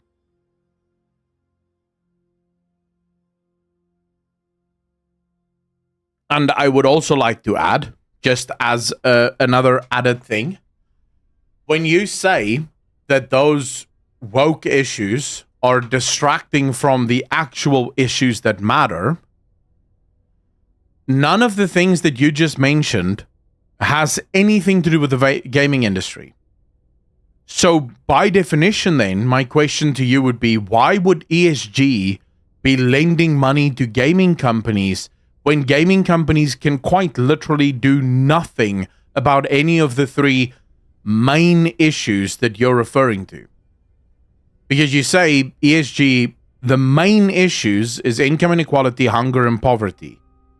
Gaming companies will not change hunger, poverty, or income inequality because they don't have anything to do with that. So why would ESG be lending money to gaming companies? It makes no sense. That would be the definition of a frivolous loan. You're lending money to something that does not suit your mission statement in any way, shape, or form. Because remember, and the only reason I'm bringing this up is you are telling me that the things that we're focusing on is distracting from the real issues. So then, if you're going to make that claim, you need to be able to back that up. You must be able to explain to us exactly why they would be lending money to the gaming industry. For what purpose? What reason? What could they possibly want from it? As several examples, for instance, in my work, I look at data for Portuguese workers in the private sector between 2002 and 2019. To answer your question, yes, it can be fixed depending on the circumstance, the determinants of specific types of inequality. Inequalities are often associated with poor resource allocation, which are exacerbated during downturns of the business cycle. Those can be addressed. How would you address the downturns of the business cycle?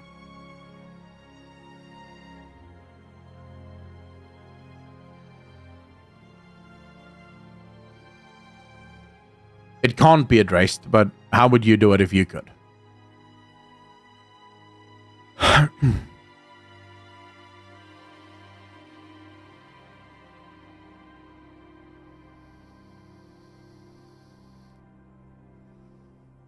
Yeah, but Z Vengeance, I'm entertaining this conversation because I'm hoping that there is a way to allow someone to see. You guys know me. As long as you're willing to debate or willing to discuss, I'm willing to debate and to discuss. Right? So I won't just shut down the conversation with Lisbon because he's clearly here to have a conversation. Whether he's right or wrong doesn't matter. Right? But fundamentally, I do agree with you. We have a severe problem in our world. You have Klaus Schwab literally saying what they want to do with the WEF. You have Larry Fink literally saying what they want to do with ESG funding and with the WEF. And then you have people who go, no, it's not that. It's not that. That's not the problem. And it's like, well, I mean, that's what they said. They said that. No, it's not that. You're completely mistaken. It's this other thing. It's okay, but it could be both, no? Like, it doesn't just have to be the thing that you think it is. It could be the thing that they said it is too, you know? It's sort of like whenever the Islamists go, we're going to kill all of you. And then you go, oh shit, they said they're going to kill all of us. No, that's not what they meant actually. So what did they mean? No, not that. They're just tired of American imperialism. And you're like, oh, but that they said they want to kill everyone. Yeah, but that's no, you don't understand. They just want America out of the Middle East. And then they say, no, we don't care if America's in the Middle East. We want to destroy America so that there is nothing left, so that every stone is destroyed. And you go, wow, did you just hear that? They said they want to destroy America so that every stone is left unturned. No stone is left unturned. And they go, no, you heard wrong. They just want America out of the Middle East. And you're like, no, they said that's not what they want. They want to destroy America. No, it can't possibly be that. There's no possible explanation for what's going on here. Okay, well, if they said it and we're still arguing about this, I don't know what to do. Like, I'm showing you the actual dude saying actual things, and you're going, no, it can't possibly be what they mean. Okay, well, I don't know then. This seems quite problematic to me. Is the resource misallocation exacerbated by downturns that can be addressed? No, but even if we were to address resource misallocation, are you truly trying to tell me that that will somehow fix income inequality? Let me ask another question.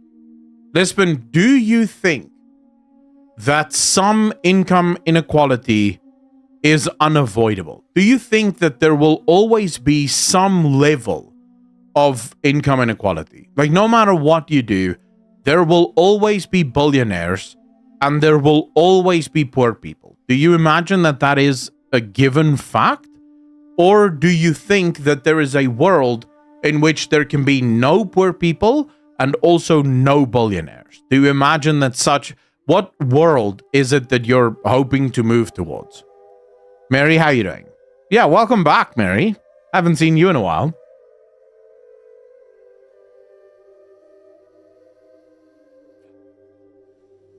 Everybody, how you doing, bro?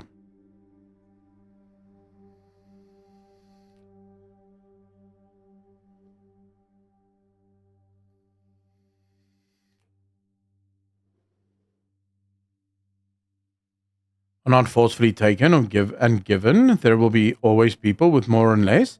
Well, yes, I'm just asking if there's an acceptable amount, right?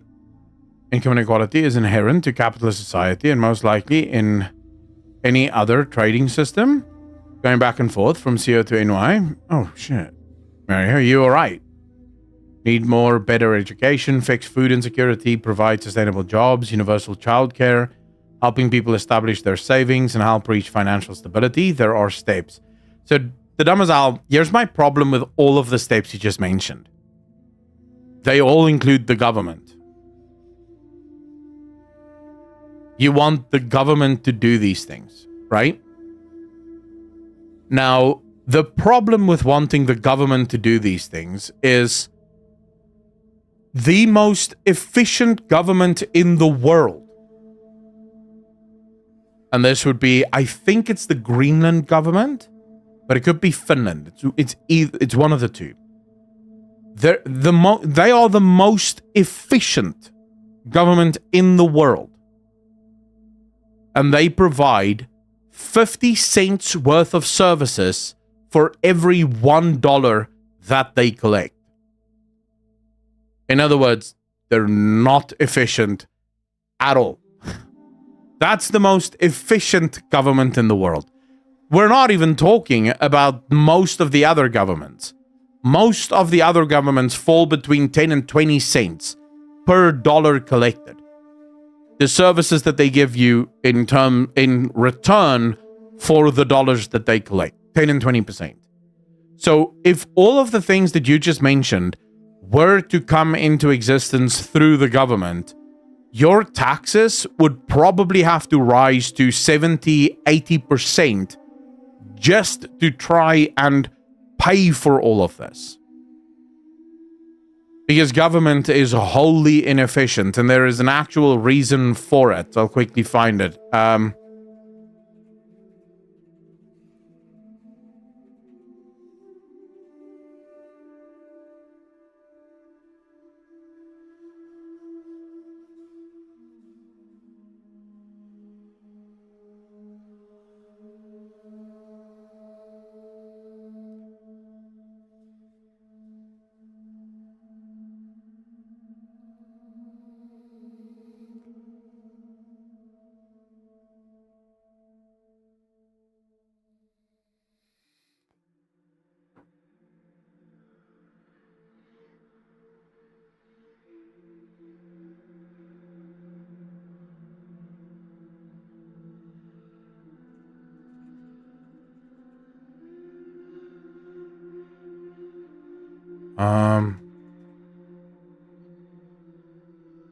Is it this one?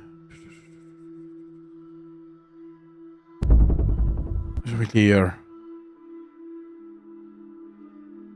Razor Connor, how you doing, bro? Being from a rural area and being a pretty pragmatic business person, I have been very concerned about the escalating deficits and feel that probably that's the most dangerous thing for the survival of America as we know it today and our economy.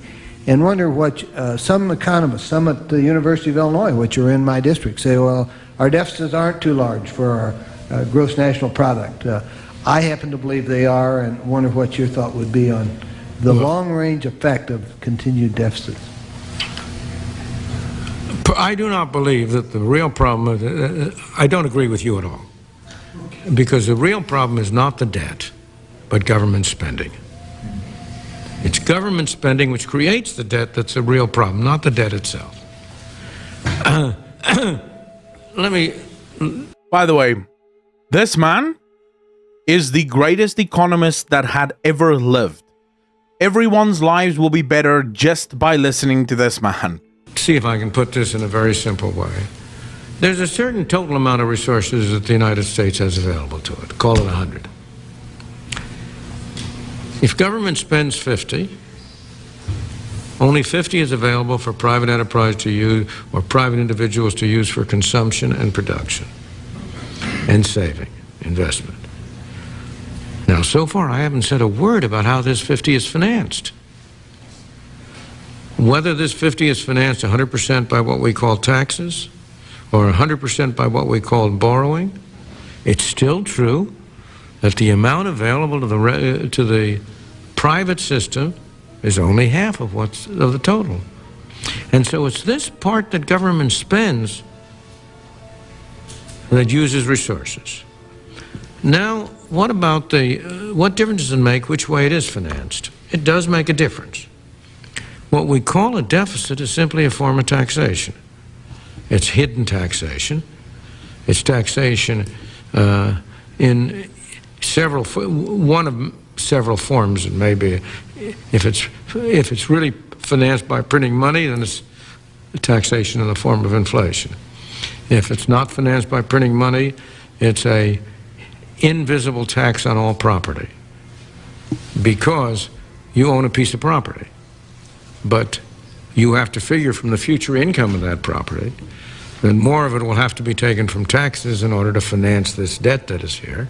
So and those are bad taxes. They're not wholly bad taxes, but they're not good taxes, and therefore I would prefer not to finance by deficit. His name is Milton Friedman. I'm just quickly going to look for the video that I wanted to show you.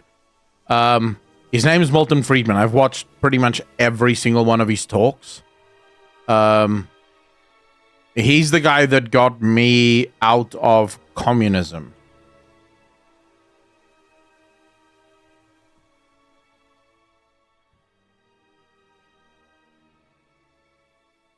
I'm just gonna... This guy tweets so much, but there's one tweet that he did about Milton Friedman. That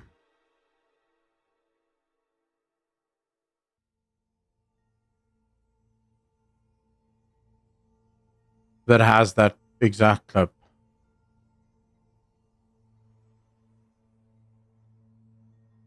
Man, how can anyone tweet this much? How can you not get tired of tweeting this much?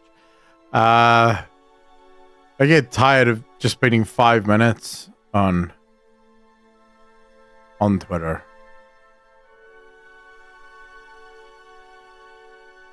Man, we're only 22 hours away.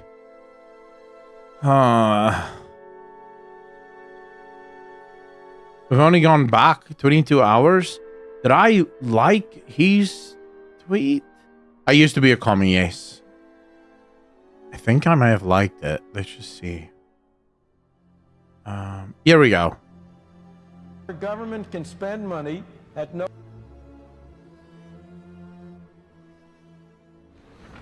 The belief that somehow or other government can spend money at nobody's expense. I don't know how many of you have ever heard of a wonderful description of government that was made by a French economist by the name of Frédéric Bastiat about 150 years ago.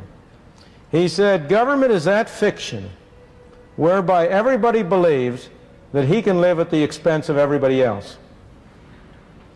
And that is the free lunch myth. The myth that somehow or other government can provide goods and services, can spend money at nobody's expense. Now, the particular form which that myth takes is very specific. It has two parts. One part is the belief that somehow or other you can tax business without consumers or workers or individuals paying for it. Somehow business is a big source, a big cornucopia out there that can be taxed at no cost. And the other form the myth takes is that you can create money at no cost. That if you turn the printing press, if you produce those greenbacks, that will enable people to become richer with nobody becoming poorer. Well, let me look at first problem. Can you tax business? What's business? There's no business to be taxed. There are people. Only people can pay taxes. Can I tax this floor? Can I tax the building? The building can't pay taxes. Only people can pay taxes. So when you talk about a tax on business, it has to be paid by somebody. Either it's paid by the stockholder, or it's paid by the customer, or it's paid by the worker. There's no other way it can come from. There's no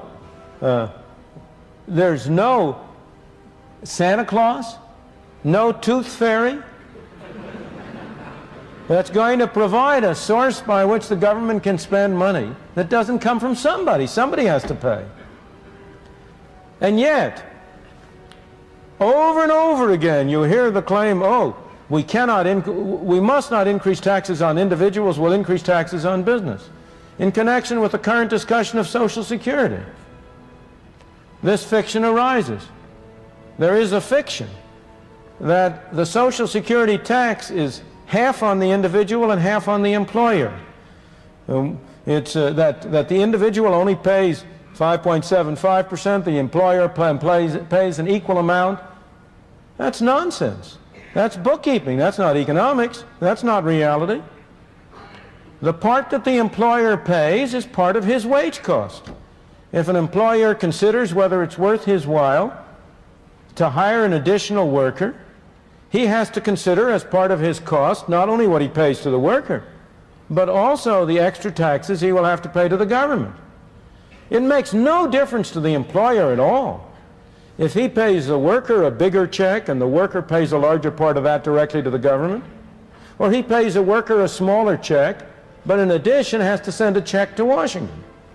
What matters to him is the total number of dollars it costs him to hire an additional person. So the fact is... See, this is one of those really amazing things that most people don't think about. So people think when the government mandates provide or mandates that business provide health insurance to people, they think, oh yeah, get that business. Let the business provide health insurance. What they don't understand, the business is not providing you something extra. The business is providing you something less. Because the business may have been willing to pay you $5,000 a month, but because they're now also providing healthcare, they're only willing to give you $4,000 a month because they have to pay an extra $1,000 for healthcare or an extra $200 or $300 for healthcare. The business isn't paying more, and they won't be willing to pay more. They're going to pay you the same amount. It's just going to depend who gets what. Do you get the $200 to get health insurance wherever you want? Or does the health insurance company get the money?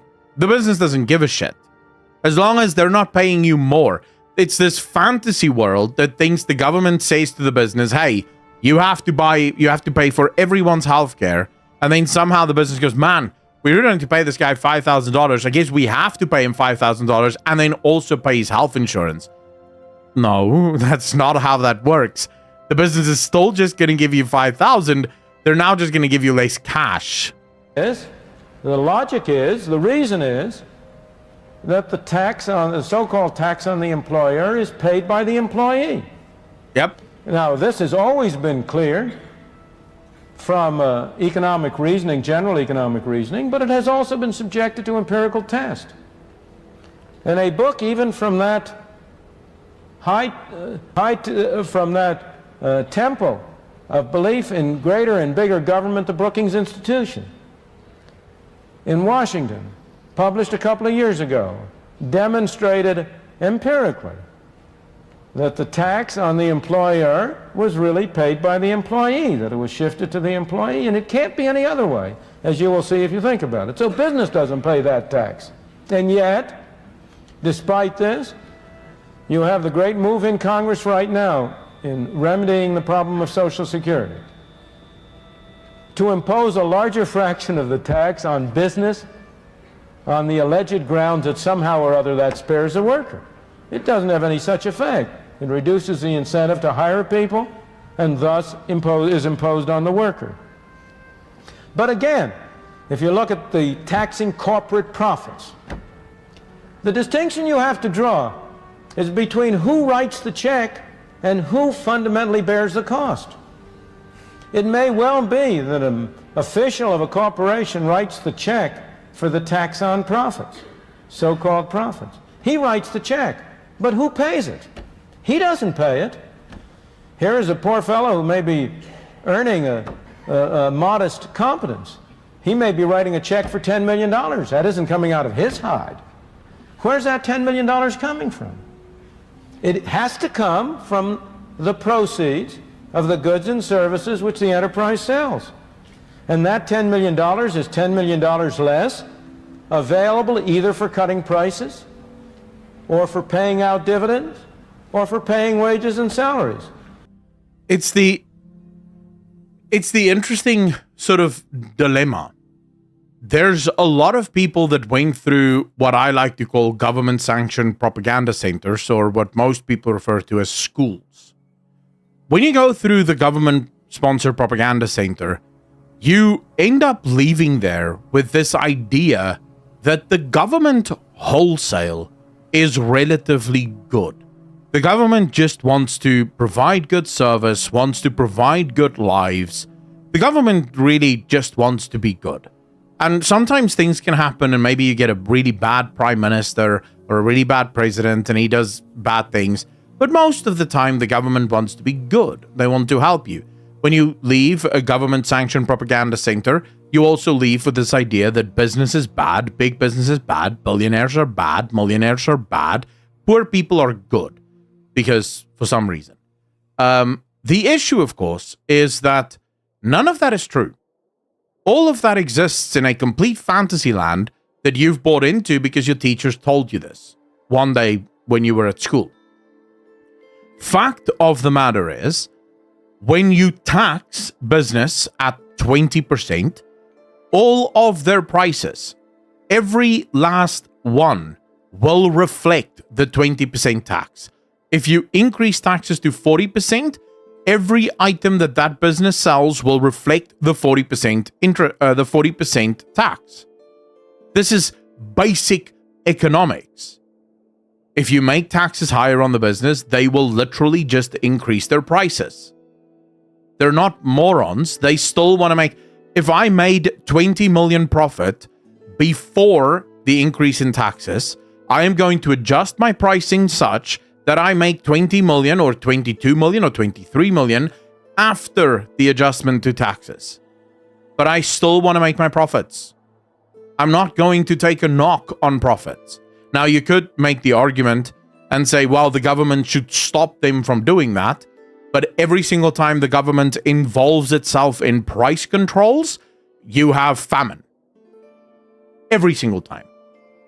When the government starts stepping in and saying, no, you can't charge more than this, you can't do this, you can't do that, the end result of that is always famine. Always. Because at some point, the government just overextends itself. Because the government cannot keep their finger on the pulse. The economy is too large for one government to run. That's just guaranteed. The other problem is that people have this idea that even though the logic clearly states that the individuals are the ones bearing the cost, somehow it's possible for the individuals not to bear the cost. Like somehow we can change things so that the individuals doesn't end up with the cost. I mean, people will quote highly theoretical nonsense. Like, oh, but we can do this thing or that thing. And if the government passes this law and that law, then the individual won't have to worry about any of this. And I say, well, actually, we have decades and decades and decades of empirical evidence that shows very clearly when you increase taxes, when you tax business, when you tax millionaires, it is the ordinary people that pay the tax. They're not stupid. That's why they're billionaires. As much as people like to believe that Elon Musk is a moron, he really isn't. He didn't become a billionaire by accident. He became a billionaire because he's really smart. So even if you increase taxes to 90% on billionaires, guess what? It will not be the billionaires that pay the 90%. They'll figure out how to not pay the 90%. And you'll be the one holding the bag at the end of the day. So it's the common myth. And this is the thing that I wish people would desperately learn. The government will not, under any circumstance, fix your problems. Ever. There is not a single problem that you can mention or think about that the government can fix. The government cannot fix anything. They can make things much worse, but they certainly don't fix things. Bad is unconnected to if you're poor or rich. There are bad poor people doing crime as well as wealthy. The same for those helping out. Okay, there is a reason why socialists run their countries to poverty. That's the case for Portugal, a country which believes so much in equality, and 50% of the population are poor, where not the social benefits the state gives.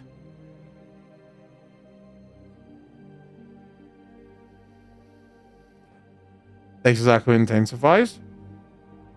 Lisbon Scott, so are you arguing? Okay, so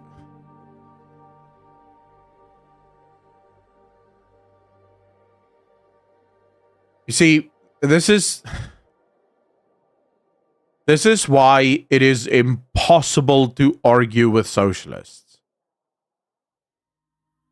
Because it's never socialism.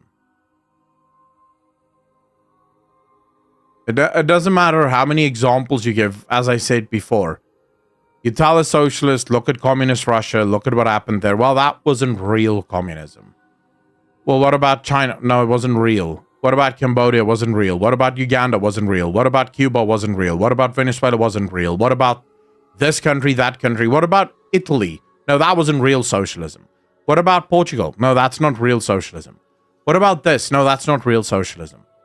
It's like, okay, what is the real socialism then? Like, where the hell is the socialism? Because you want it. I'm pointing you to the governments that have it, that is doing it very, very badly. And you keep saying that's not the real one. So then which is the real one? Where is this real? Or is it this fantasy thing where it will only ever be socialism if it works? As long as it fails, it's never real socialism. The tax is borne by people. And for this reason, I must say, I have always myself been strongly in favor of eliminating altogether the tax on corporations. So it's open and above board that you are taxing people, and that you do not conceal that fact by appearing to tax corporations. Well, again, with respect to money, can you print money at no cost? It's very cheap to turn out those pieces of paper. But does that get society something for nothing? Not at all. It's simply a different form of taxation. If you print money, people have more money to spend. If they spend more money on the same amount of goods, prices go up. And in effect, everybody is paying a tax through inflation. Once again, it's only a form of taxation.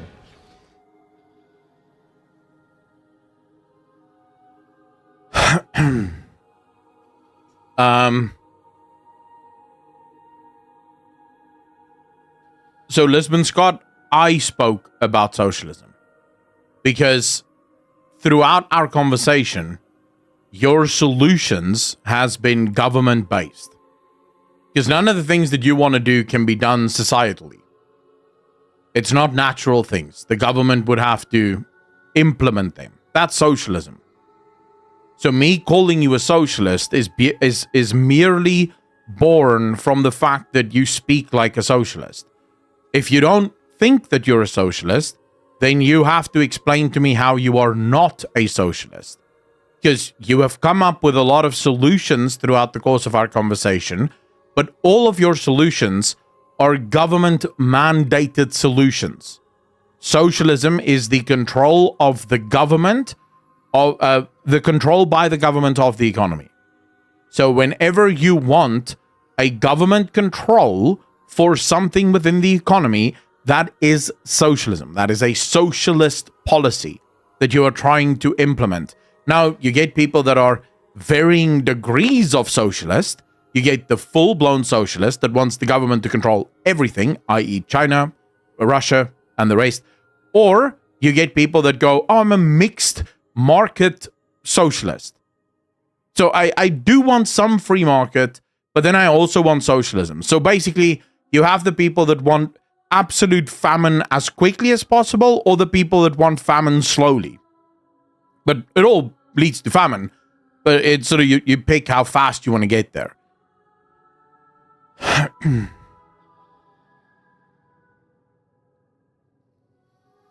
Oh, all countries are socialist.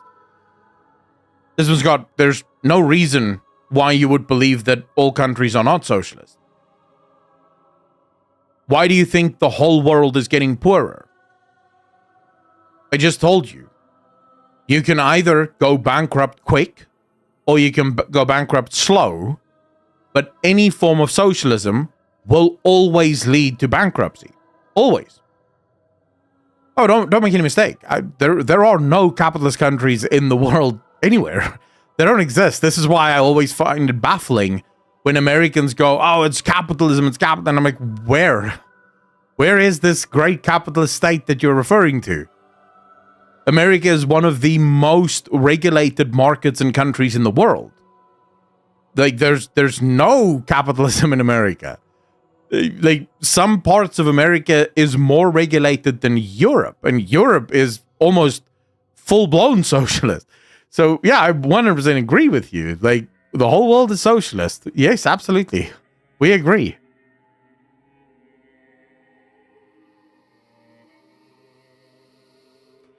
Argentina is trying to get to capitalism, yes. But I also understand Malay's problem. If Malay goes full capitalist too quickly, it will kill the Argentinian economy because the economy is sick. It's been reliant on the government for so long that most of the economy doesn't know how to exist on its own. Hopefully Malay can get there. He's doing well at the moment. Hopefully he can get there in time. But that's exactly the problem. The world has been so... The world has been socialist for so long that I don't think it knows how to even not be socialist. The greatest lie, of course, that the world has ever been fed, the greatest lie, is the one that they are currently living in capitalism. So whenever people like Ben Shapiro or the Republicans go, see how good capitalism is, I always think, where? What capitalism are you referring to? Like, name the economic or the economic industry in America that isn't heavily regulated. Just name one. Name one industry in America where you can open the business and do everything without the government at all. You don't need anything from the government. No permits, no nothing. Name it. There's not a single law that governs it. It doesn't exist, right? It doesn't exist. There is no such thing. Every single sector of the economy is heavily regulated. The UK is imposing socialist policies which are causing an exodus of rich people and thus will cost any projecting raising of tax income. So this is, I don't like the argument of, so the word anarcho-capitalist actually stems from socialists who want to pretend like they are capitalists. Because, okay, so what is the definition of capitalism? What is the definition of capitalism? And for this, we have to go to Adam Smith, because he's the father of capitalism. It's a free market. The word free means free. And if people like to say, well, even Adam Smith said that the government should regulate the market. But they forget that Adam Smith was very particular with what regulations the government should pass. Government should only regulate the market insofar as it ensures the freedom of the market. So if the government sees that there is a company or a corporation that is trying to close the market, so not monopolies. Monopolies are perfectly fine if they form normally. But if the government finds that there is a corporation that is actively going around breaking kneecaps of anyone that wants to open within their, within their sector, then the government needs to regulate that and say, hey, you can't break people's kneecaps if they want to open a lawnmower business, no matter how many lawns you mow, right? You can't do this. That's wrong. Otherwise, the government should not be involved in the market at all.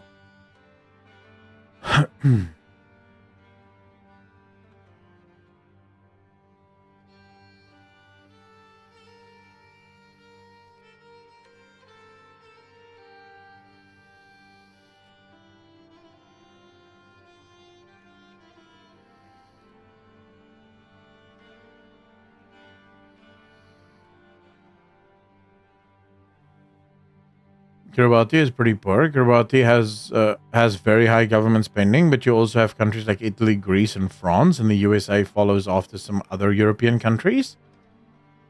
Corporations wouldn't exist as they do now in a free market. Zach, you're absolutely correct. So the thing that most people think, if you had no government regulation, you would just end up with a shit ton of monopolies. But I challenge you to show me a single monopoly that formed without the help of government. Like, I'll give you 10 years. You can go look for 10 years for a single monopoly that formed without the help of government. All monopolies form because of government. Monopolies don't naturally form. We actually see that. We can see what happens in markets.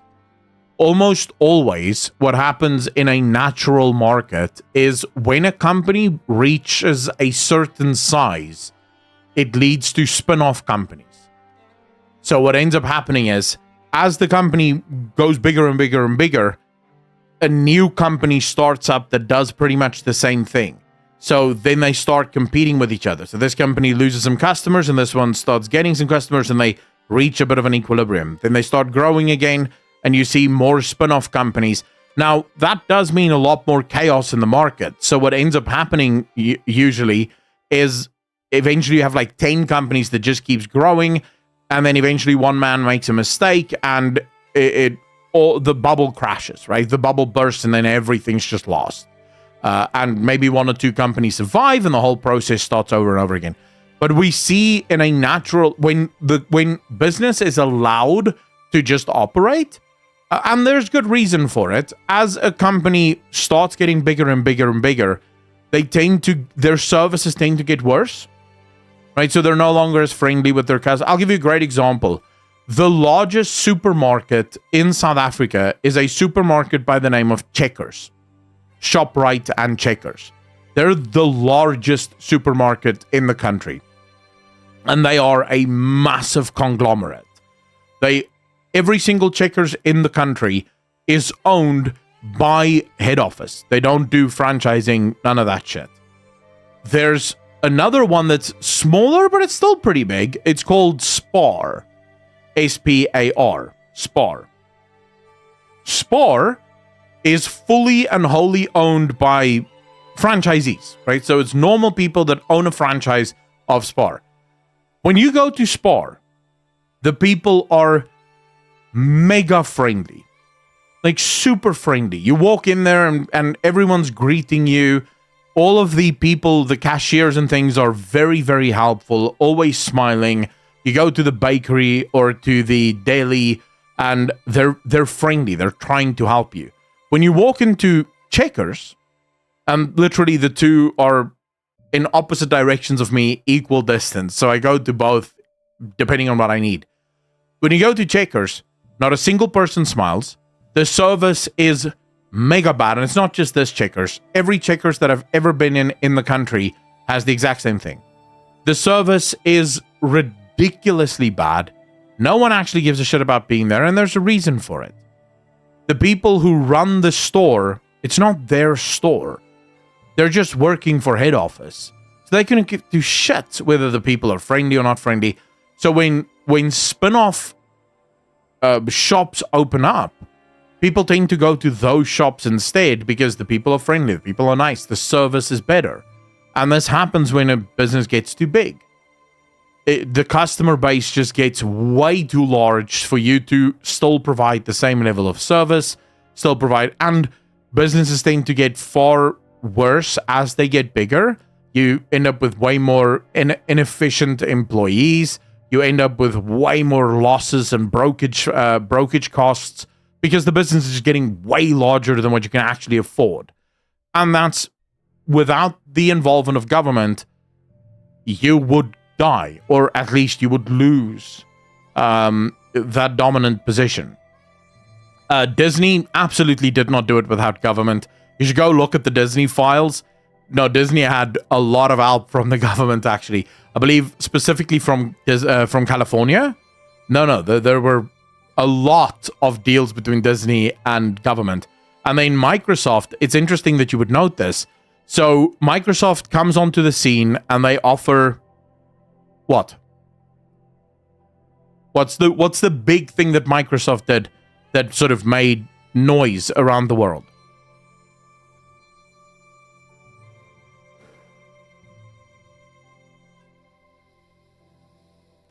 Internet Explorer. Remember, before Internet Explorer, you had Netscape. Netscape you had to buy. You had to pay to get an internet browser, right? Internet Explorer comes around and Internet Explorer is free. What happens the year after Internet Explorer is introduced? Microsoft is slapped with government infringements and government sort of inquiries for anti-competition violations. Because they made their browser free, they're being anti-competition with Netscape. What happens next? 6 months later, and you can go check all of this up, it's literally available online. 6 months later, Microsoft has a building in Washington, D.C., just down the road from the big Capitol Hill. And 2 years later, Netscape is basically dead. Microsoft learned how to play the game. They learned if you have lobbyists, government doesn't really care about anti-competition. It's just when you don't have lobbyists that government gets a little iffy about competition and all the rest of it. So Microsoft learned how to play the game. With help from the government, Microsoft ultimately went on to completely control, because the way Microsoft made most of their money ultimately was by government contract to switch the whole US government over to Windows. So yeah, there's just a little bit of an update there for people if they wanted to know. Coach Janet, how you doing, brother? Forgot about Netscape. I did not know this. Yeah, I mean, there is not a single company that you can point to that became that became a monopoly that didn't do it with the help of government.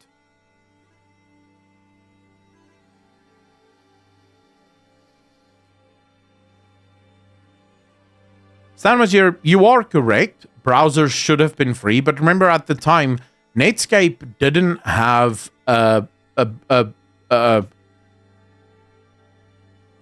like Windows. They didn't have an operating system. They were literally just providing a service. And it should be noted that at the time, their service was actually better than Internet Explorer. Nothing's changed there. How many of you used Internet Explorer ever, right? The difference was that Microsoft offered their shitty browser for free, where Netscape couldn't do that because Netscape had no other way of making money. It was just the browser at the time. Remember, this was before the internet was just absolutely jam-packed with ads. Right? That's why Google Chrome can be free, because they pay for it with ads. But Netscape didn't have ads. So Netscape, you paid for it.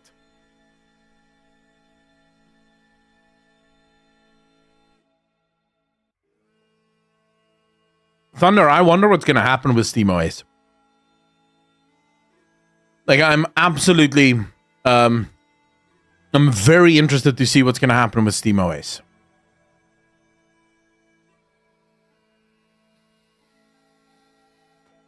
I made a video on SteamOS today.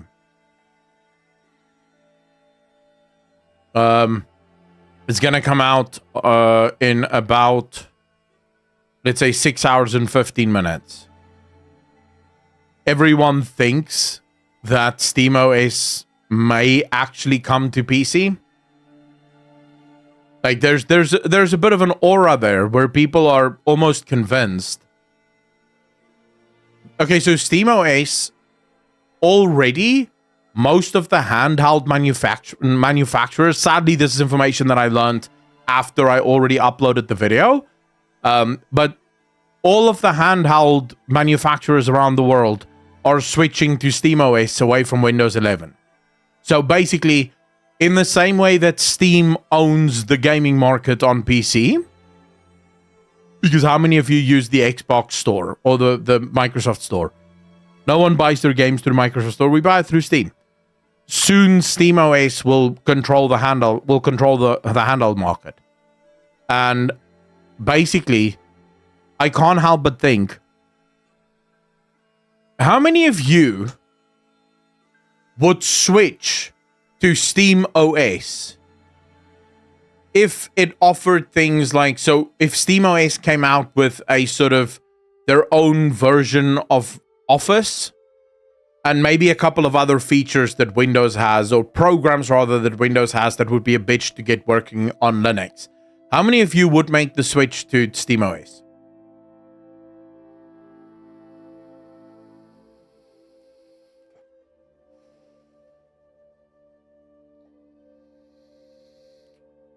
Peter, that is also true.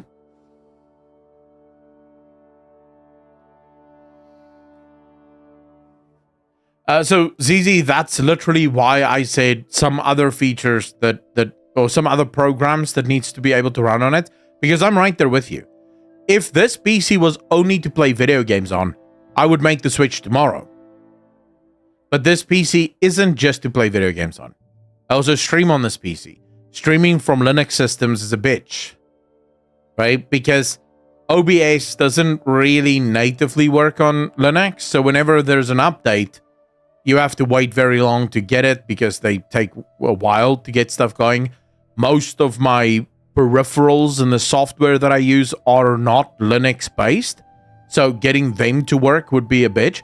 So if Steam could build the OS in such a way that all companies and products, so for example, my mouse and my keyboard, their software just worked on SteamOS, I would instantly switch.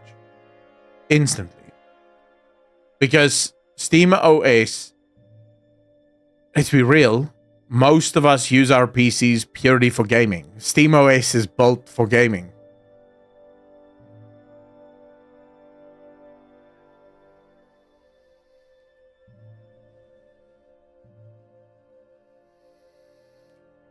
I would just, the only thing I would like to remove are all of the annoying things from Microsoft.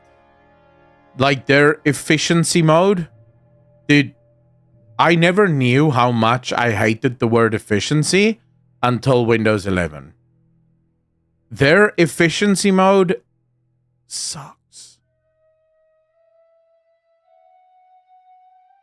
Wait, I can't tag Twitch, but please show me the web-based Visual Studio.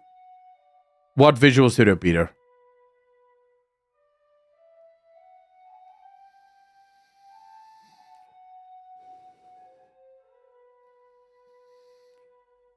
Z Vengeance, I will say, the switch from 10 to 11 is not a big deal.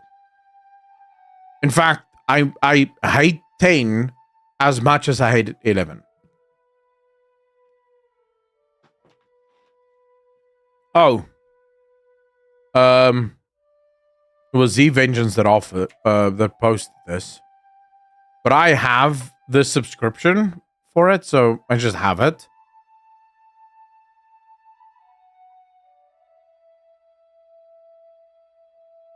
Wait, why would you... Are you just talking about the free version of it? Z Vengeance.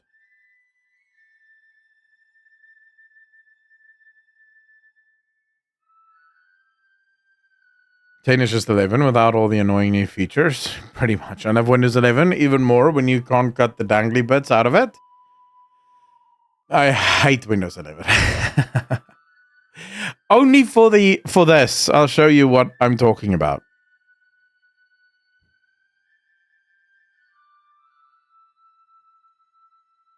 Like this. You see that little leaf?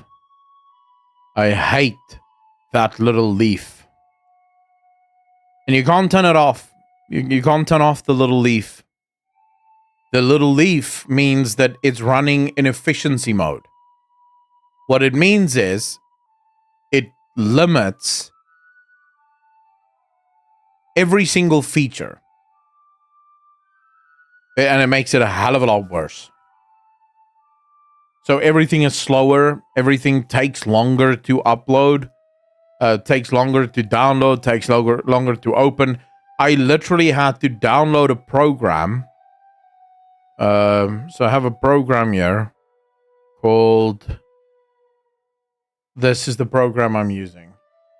So I use this program called Lasso. And this allows me to bypass efficiency mode. So I literally had to go and look for the specific system and then bypass it through Lasso to tell Windows I need this system to be super performance so that I don't have to deal with their bullshit.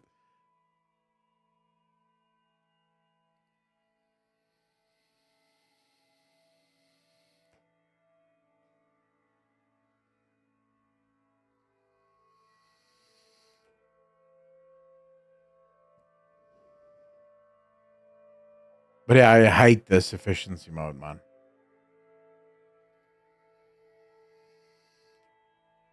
That's a dangly bit. Yep. I just don't... I wish Microsoft would die. I genuinely wish Microsoft could die.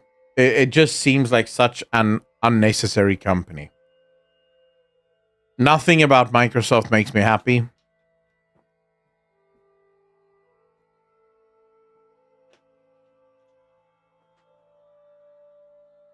And Bill Gates. I'm not a fan. I'm not a fan of the guy.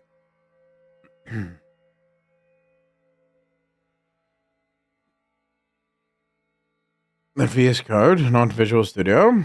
Maybe they will if they keep going on the DEI train.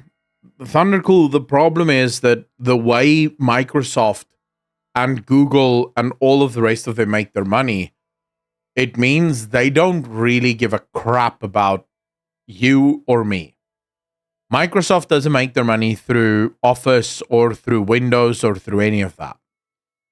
Microsoft makes their money through data centers, cloud services.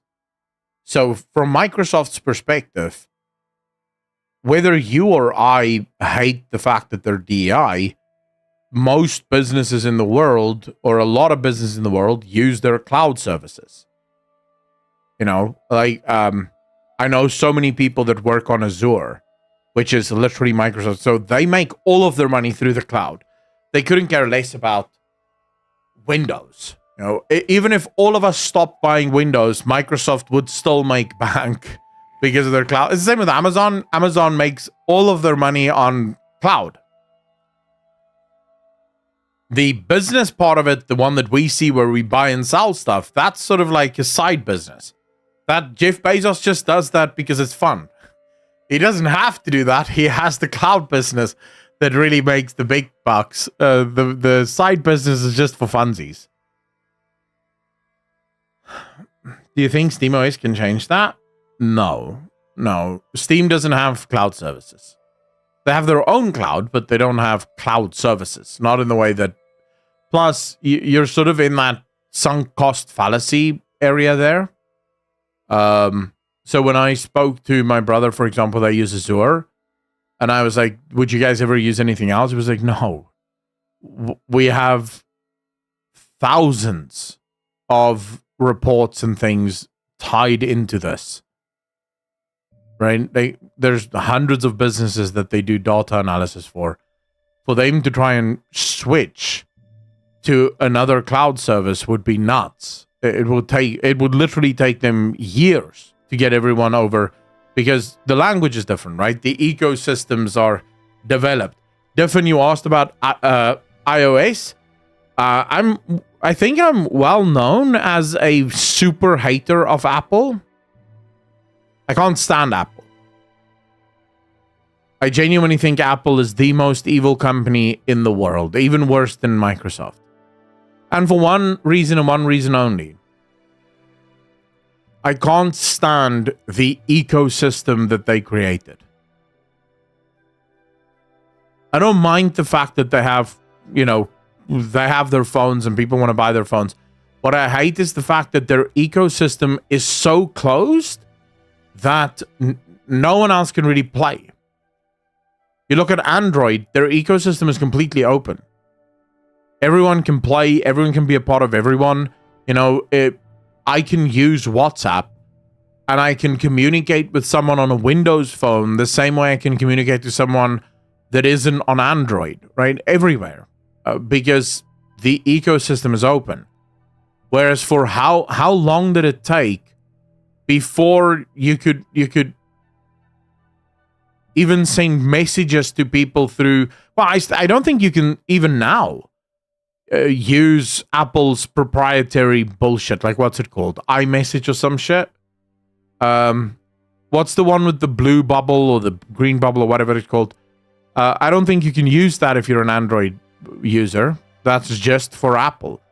So I hate the fact that their ecosystem is so closed off. So it doesn't allow for any competition. No one can challenge them. Or FaceTime. I don't know. I've never used FaceTime. I've never owned an Apple anything.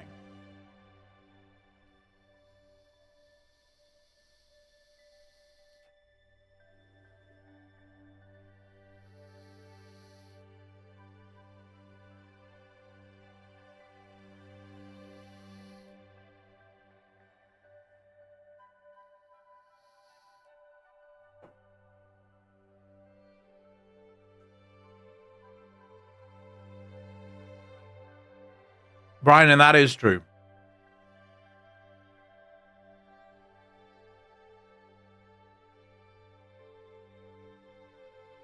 Brian, I was literally having this conversation on New Year's Eve. On New Year's Eve, I was talking to a girl who has an iPhone, and she was sort of going, well, we can FaceTime. And I was like, I don't have FaceTime. I don't have an Apple. And she's like, what? You don't have an Apple? And I went on a bloody... I almost spoke for 2 hours straight about how bad Apple is and how I dislike the fact that there are people who queue up.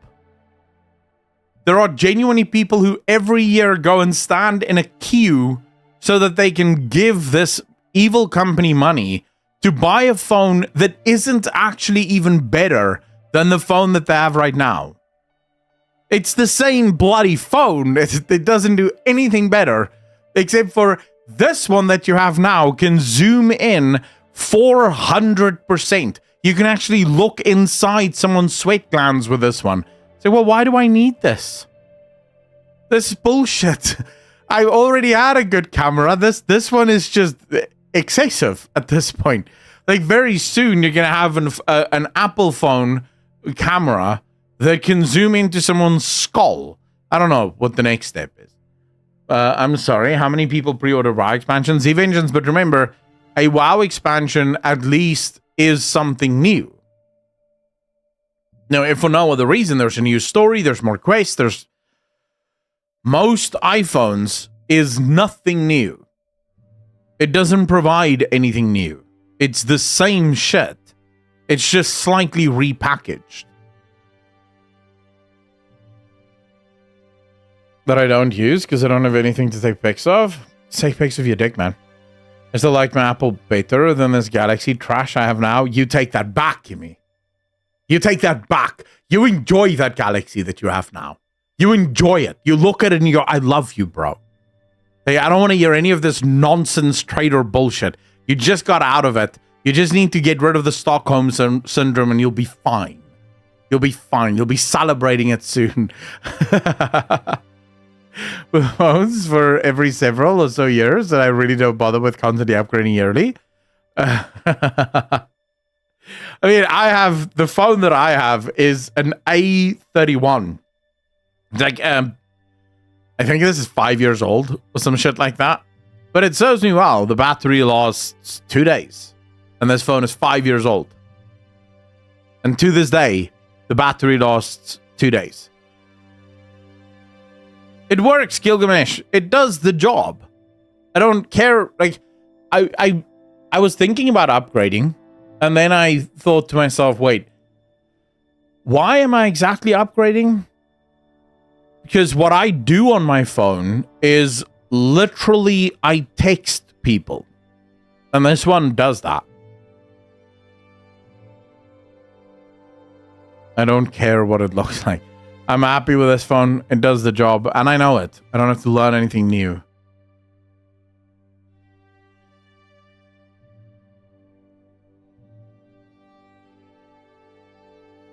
I have a calculator, yes.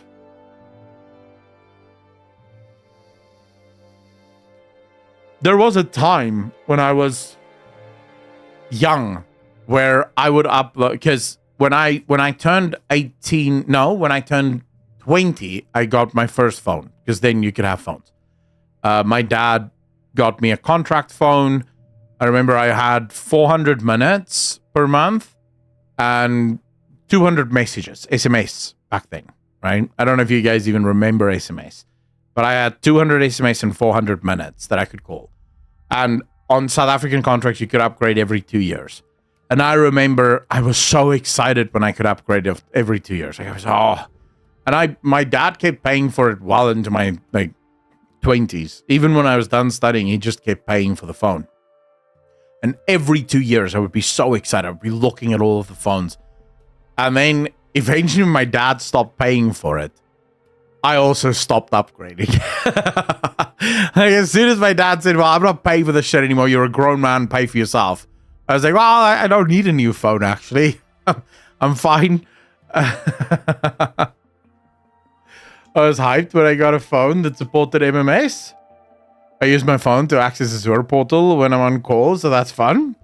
I bought a Nokia phone that they produced together with iFixit, so if something gets damaged, I can fix it and for a fair price. Doesn't matter if the screen, battery, or whatever needs to be replaced. That's a good deal. Wife, and how you doing?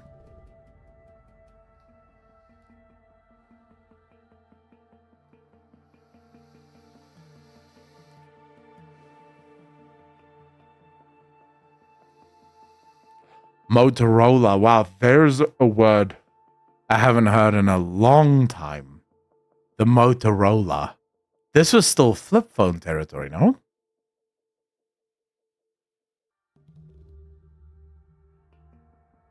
Looked at my specs and said, you're good for another 5 years. I was so itching to upgrade. Wait, your PC is from 2019?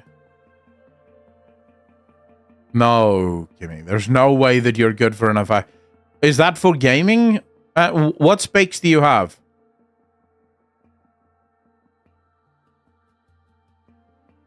So 2019 would be 30 series.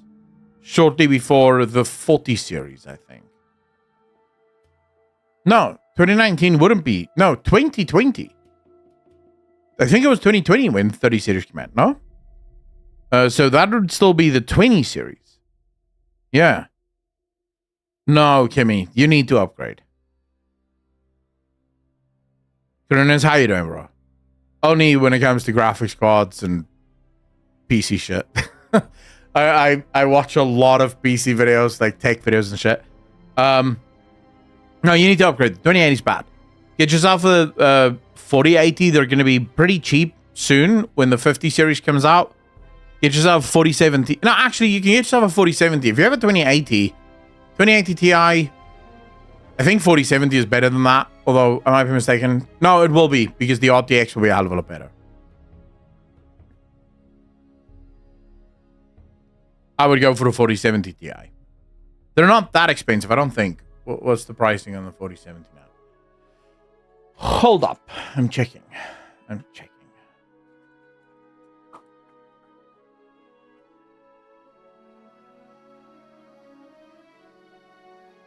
Don't be like this.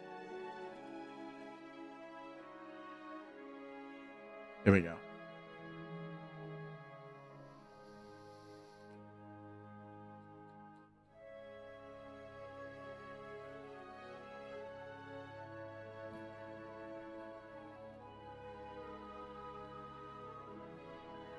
Oh, they have no cards? What the hell's going on here? Am I just looking in the wrong place?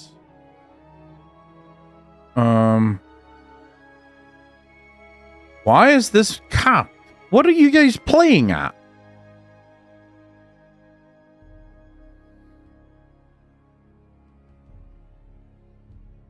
Dude, what the hell is going on? Do you guys seriously not have other cards? Just do view all. Maybe that helps. Yeah, that did help a little. But it's still capped. I don't like this. You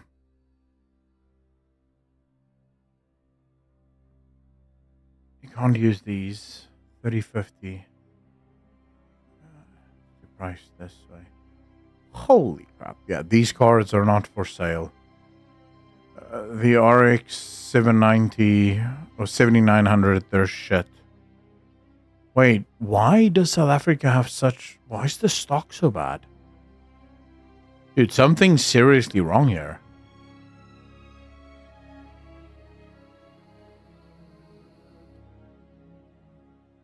Yeah, but EVTech is supposed to be the number one. Why are they so bad?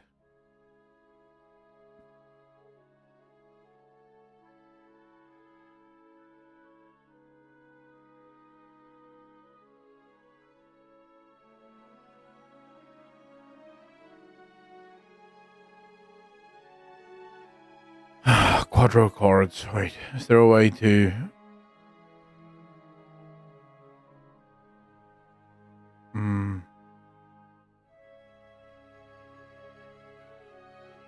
Let's go for this, see what this has to offer. Yeah, so you can get one of these, like the 4080 Super, for example. Now, I'm not sure what you'll pay for it in the US. But if you were to go for like the Super, the cheapest one you can get is probably the Palette. Palette's not bad. I had a Palette card years ago. And it served me really well. My 1080 was a Palette card. And it served me super well. Palette's just a bit unknown. So I'll go with a make that you'll know.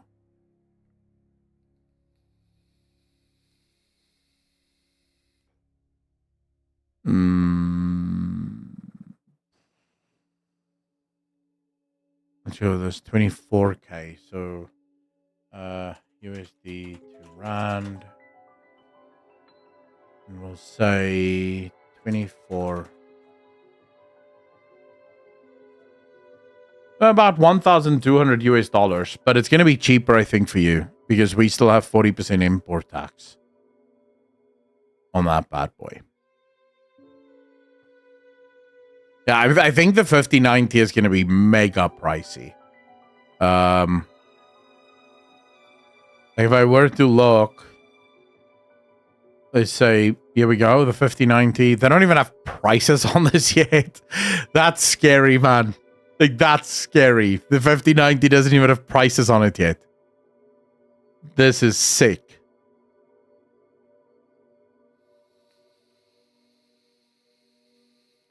But I honestly wouldn't go for a 50 series. I wouldn't waste my money on a 50 series. Because from my perspective, the 40 series is going to come down in price. It'll definitely come down in price. And if you look at the performance of the 40 series, I don't think you're going to need the 50 series.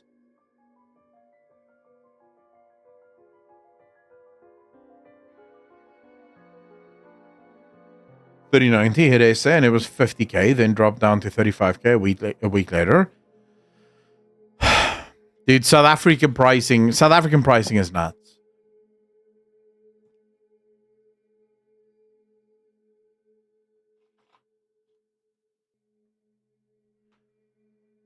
We need a reset. We genuinely need a reset.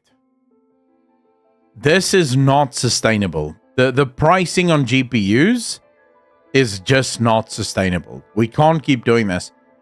I mean, they announced the 5090 at $2,000. You have to ask yourself, what the hell are we doing? What is happening? Why would it be $2,000 for a 5090? This makes no sense.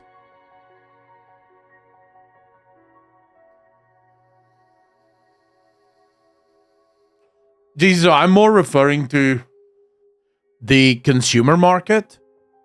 So the problem right now is that because things are going so well in the AI markets and things, they don't care how many consumers buy their product, right? So NVIDIA doesn't really give a shit whether it's 100 people that buy the 5090 or 10 million people that buy the 5090. They couldn't care less because they're making all of their money from the AI stuff. So they can charge whatever they want for a 5090, for a 5080, whatever.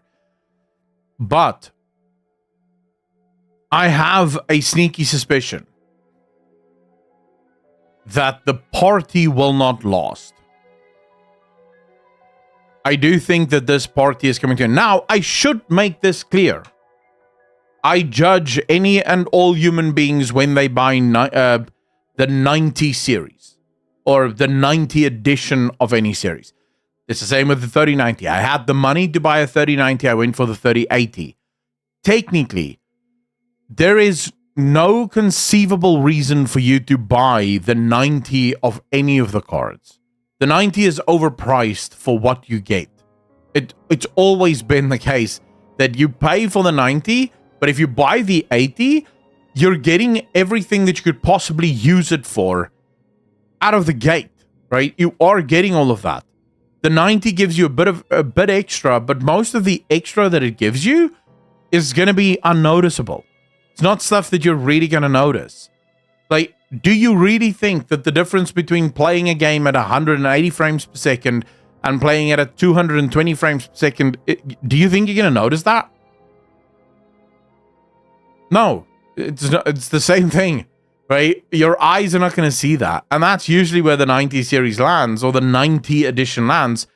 It lands in that sort of area where you paid, in the past it was double, now it's no longer double, but you pay double for the card, but you're not getting double the performance. You're getting maybe 5 to 10% more performance. And that's 5 to 10% on top of massive performance already. Serve me well, but I'm not just gaming. I draw, paint. That's over Apple the only place where I would say, because I don't edit, like I don't do super edits on my PC, right? I don't sit here and do 500 different source videos and working with all sorts of mad 3D transitions and stuff, because I don't use those. My 3080 handles the editing that I do perfectly fine and handles the streaming perfectly fine. It's perfectly fine, right?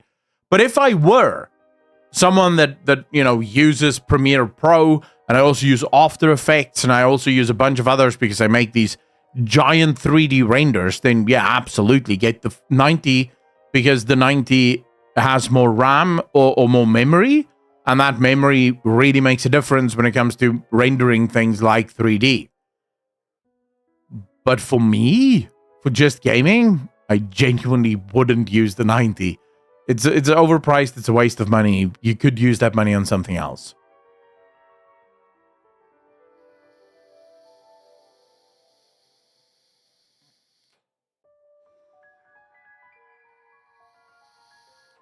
Kimmy, the reason I said I wouldn't stick with the 2080 isn't because it's not good hardware. It's fine hardware. It wasn't good hardware when it launched, so it's not good hardware now.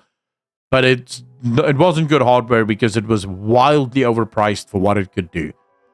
But it actually, the reason I think I'm going to have to upgrade as well, and I'm on the 3080, which is better than the 2080. The reason I think we're all going to be forced to upgrade very, very soon is because if you watched CES, there's a very evil little thing that is sticking its head out. Very soon, you and I will not be able to play games without RTX. If your card can't handle RTX 3 minimum, you and I will not play games. Because it's already clear that most developers will very quickly, very soon, stop rasterization. And when rasterization ends, my card, your card, pretty much all cards break immediately. Because the 2080, in terms of its AI modules, very small. Like it doesn't have enough AI models. And it's also limited to, I think, DLSS 1.0. The 30 series, I think, is 2.0. But it can't do 3.0. Because 3.0 is only for the 40 series. Then the 50 series now comes with the big boy, the newest RTX and DLSS, but the other cards won't be able to use it because their AI modules aren't strong enough. So you're gonna be forced to upgrade to one of their 50 series just so that you can bloody play their games, because gaming developers or game developers are lazy. Why would I? So I do understand from their perspective how it works. Rasterization is super hard. To try and explain that to the uninitiated, to those of you that don't freak out and geek out on gaming shows or on PC shows.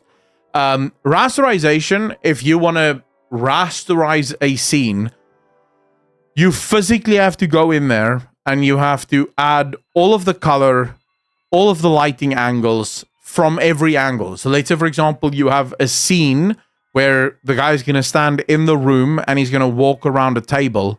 You have to plot the movement of the light source from every single angle. And you have to hard code that into the game. What RTX does is it does it automatically. It uses AI.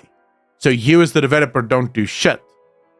You just sit back and watch as so basically your graphics card does the heavy lifting because the developer didn't do it. And that's where we're going to be soon.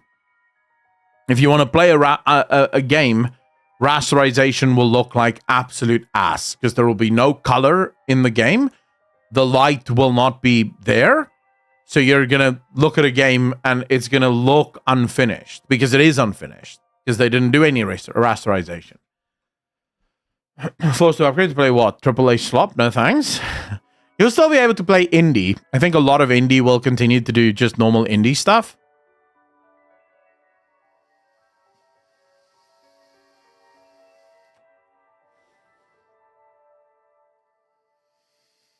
Luna, when I say soon, I think we may already start to see it within the next 4 years. I think there are companies that would love to do it sooner. The problem is they know for a fact very few people can afford the 50 series cards. So they won't do it now, but it will happen. Because remember, they can lay off entire departments. Can you imagine, right? They can literally go to entire graphic departments and go, get out. We don't need you anymore, because all of this happens with the flick of a switch. So we don't need you. You're not required anymore. Pre-bake lighting, when ray tracing runs it in real time, they use the same tech, but when it's cached, yeah.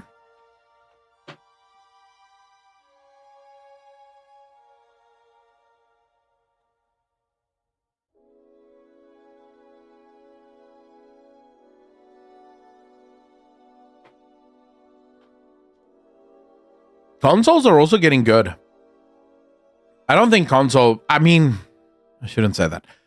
I think the biggest threat to consoles is handhelds. Oh yeah, Peter, YouTube has like a built-in delay. I have it set to be the lowest possible delay. It's like ultra low latency, but YouTube does have a built-in delay. Also, if you are on YouTube, if I can just quickly give you some advice. If you are on YouTube, hit that top little button there and change it from top chat to live chat. That way you'll be able to see everyone chatting. If you keep it to top chat, YouTube AI will decide on your behalf whose messages get seen and whose messages does not get seen. So you won't see most of the people chatting. Z, how you doing, brother? I think handhelds is going to be the thing that kills console. And not because they're handhelds.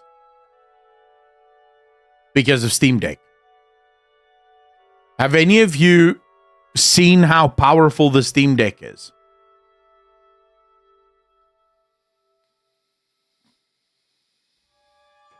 The thing is insane. You can literally plug in mouse, keyboard, connect it to a monitor, and use it as if it's a PC. It's literally a portable little PC. And you'll be able, you can play games normally anywhere. Why would I need a console when I can have a handheld that is more powerful than what my console can ever be? It makes no sense. The handheld can do so much more than what the console will ever be able to do.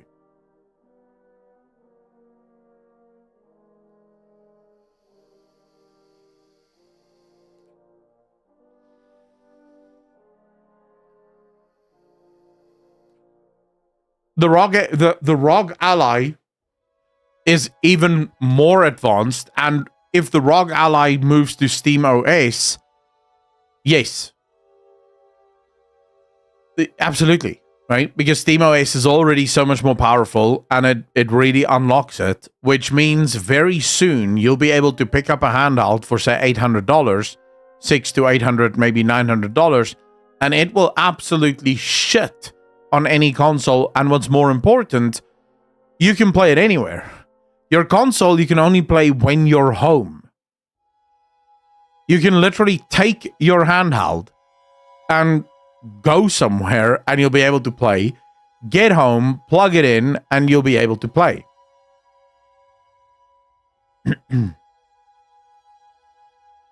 Oh, Sunrise, yes. Oh, absolutely. If Valve is awake, Valve can make the biggest play in the history of gaming. And I don't mean that I don't mean to exaggerate.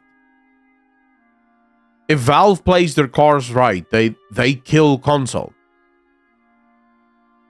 You'll end up with literally PC and console, because handhelds are like the Steam Deck is a portable PC. It's not actually.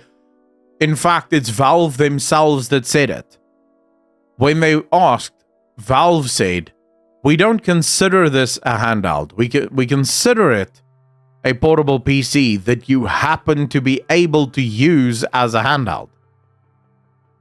So already from their perspective, they think of this as a PC. The only difference is it works right out the gate. And if you listen to most console Andes, they'll tell you that's the thing they love most about the console, is the fact that it just works. It's not like PC where you sometimes have to fiddle with stuff.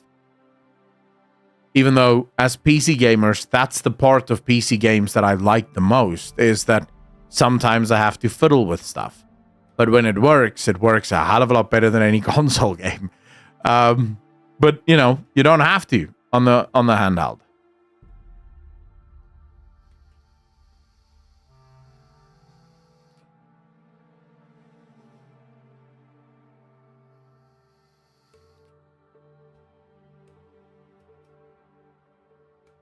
Brian, don't they already have crossplay for most of it anyways? But we have spoken about PC Steam OS, and that might be a play at some point.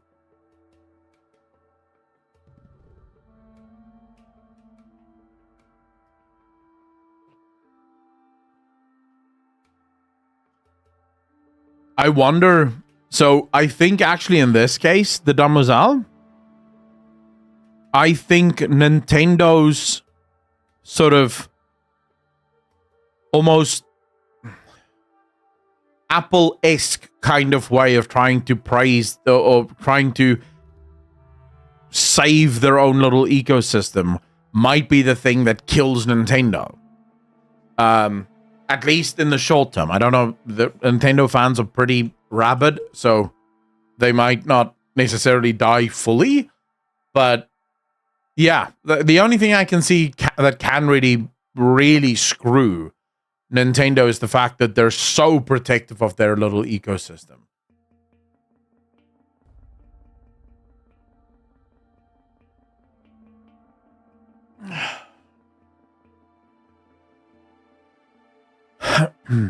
Imagine having a phone, you connect a keyboard and mouse, it switches to desktop mode, similar to DeX.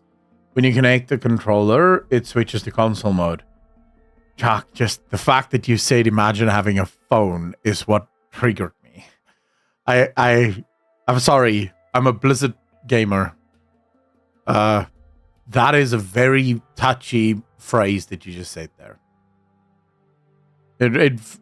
Blizzard gamers feel that phrase when you say it.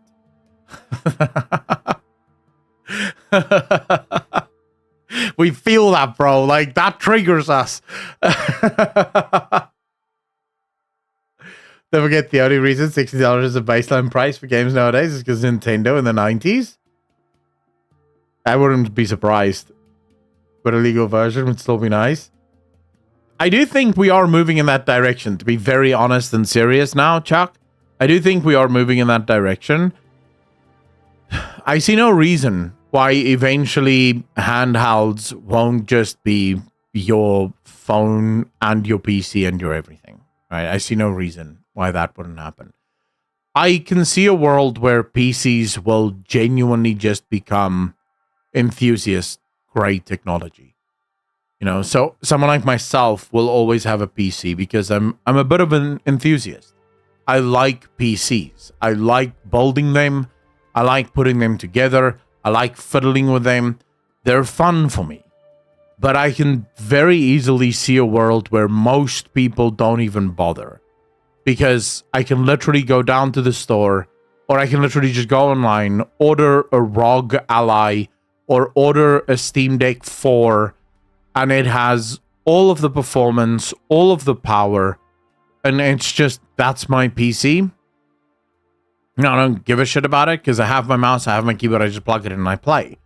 So I can definitely see that world, and then when I need to leave, I literally just take it and it's my phone. And it's all built in. It's all right there. And especially if we're going to talk about another big player, Starlink. If I'm not mistaken, Starlink removes the need for SIM cards, does it not?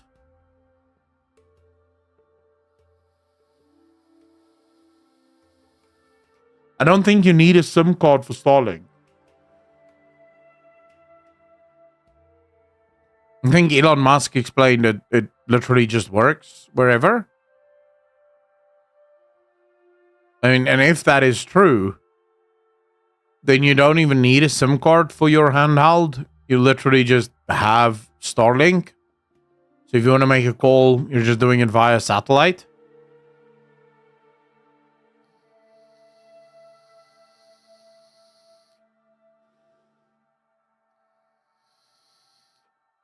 Really, we still have SIM cards here. We have those micro SIM cards. I don't know.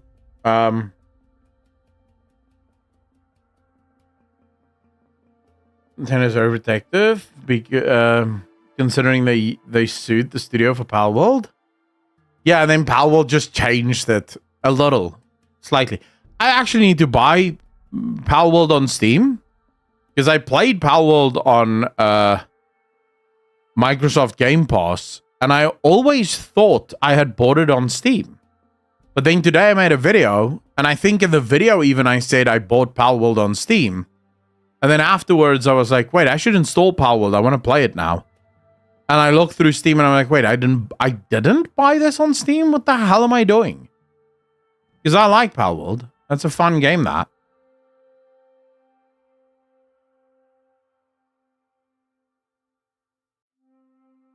At the moment, then you can use Wi-Fi to connect to the local receiver.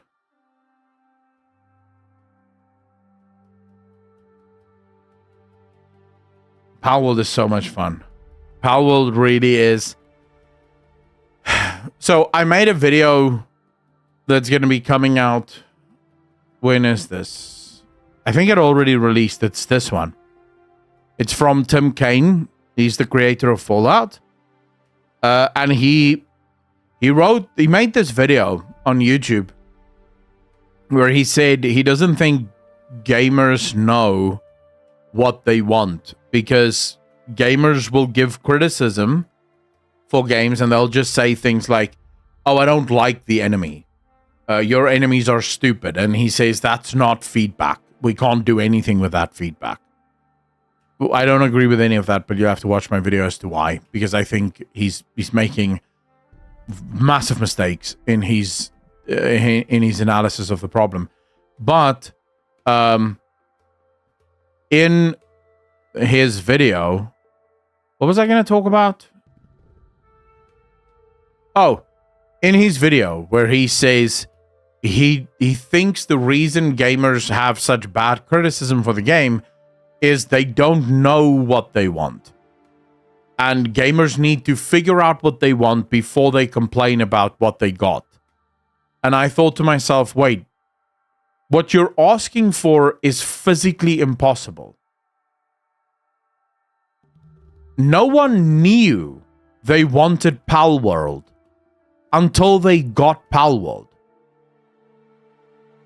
When Palworld launched, and for the first time ever, you had a survival game that removes the grind from the game and instead allows you to capture things that takes over the grind and then capture things that does it better as you upgrade them. No one knew that is what they wanted from survival games. Most people just wanted a little bit less grind maybe, or maybe slightly different grind. But then Palworld comes out with this new idea, a survival game without the stupid grind, and players go, duh. Bro, this is sick. Why didn't anyone do this before? No one knows what they want. People know what they don't want. The secret to good game development is to make what you want and hope that players want that. Right? Because that's the whole point. If you're a game developer, you should be a game developer because you're better than anyone else at it. If the gamers have the ability to tell you exactly how they want your feature, then why aren't they just the game developers at that point? I'm not the game developer because I don't know. All I know is the way that you did it is stupid. I don't necessarily know how I would do it, but I do know I wouldn't do it that way. Now, of course, I'm not talking about myself because my job is to figure out how to criticize the game. But most gamers don't have that time. Like you have a full job, then you have family at night. Where the hell are you supposed to get the time to actually go sit and think about a feature and think about how you would do the feature correctly? That's not your job. No one's paying you to do that. Your only feedback really can be, I don't like this. And hope that there are other people who maybe think about the problem a little bit more deeply and give an answer to it. Miss Fullbuster, how you doing?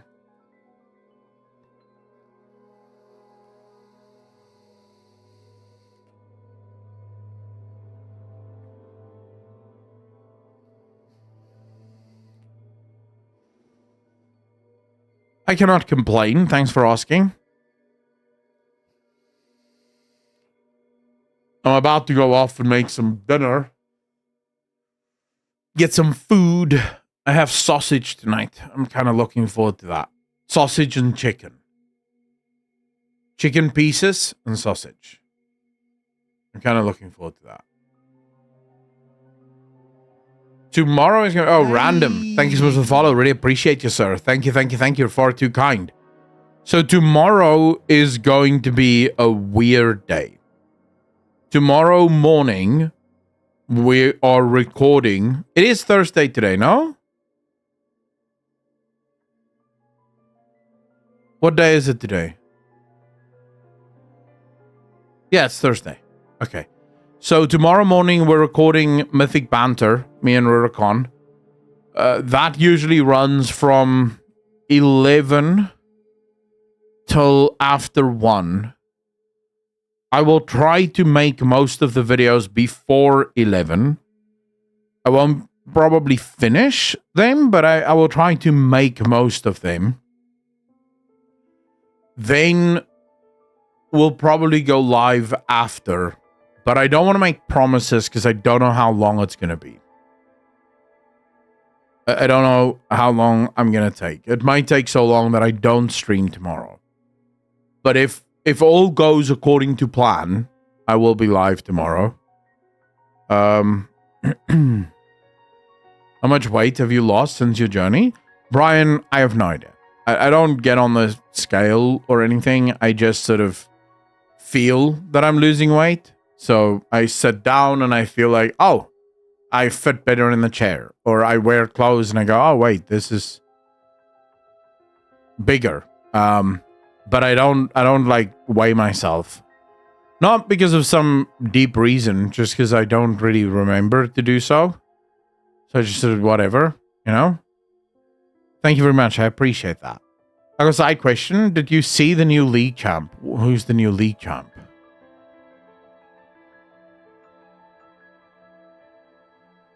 Thursday evenings. We're up to season 10 at the moment. Oh, wait. That reminds me. How many episodes are there in Silo?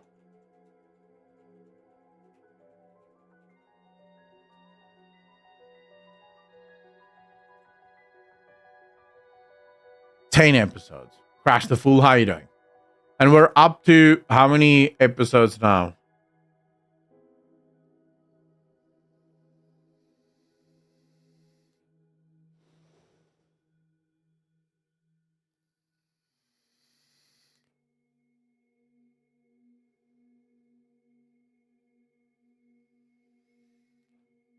Are we up to 8? So I have to wait 2 more weeks before I can watch Silo. Damn it. Because I went shopping. I'm sorry to hear that, sir. But did you get something good? Oh, Growfall, don't spoil it for me, please. Trust me when I tell you, I am very, very hyped for Silo Season 2. Silo Season 1 was one of my favorite shows. I am very much looking forward to Season 2. It's gonna be good. I'm just looking, through some stuff here.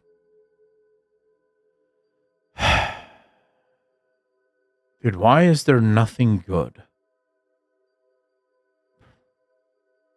Nothing good. I guess I'll just finish my Marvel rewatch. I've watched Severance. I didn't like it. Crash the Fool. It didn't grow on me. I finished The Rig Season 1. That was pretty good. I liked The Rig. That was pretty fun. I watched Squid Games the other day with the waifu. I can't watch Squid Games. Go play some WoW and get started on the new campaign chapters. Just wanted to pop in and say hi and leave a lurk. Glad you're doing well, Mrs. Fullbuster. Thank you very much. I really appreciate that.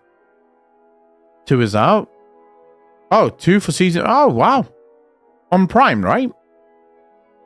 Agents of S.H.I.E.L.D.? No, I haven't. Oh, Z Vengeance. I don't watch translations. I mean, you guys should know this already. I don't watch anything with subtitles. If it has subtitles, I don't want to watch it. I can bear subtitles for small periods of time in an episode. If someone's speaking German or French or whatever, then sure, subtitle, let me see what they're saying. But if the whole show is that, I get triggered fast. If I want to read, I read. I have plenty of books. But when I'm watching a show, I don't want to. I don't want to read. I want to watch the show now. And the other problem is my mind. I think that's probably the main problem for me. My mind doesn't. I don't know if it's broken or what. Something's wrong with it. I can't stop reading the subtitles. So I can't even watch English movies when they have subtitles.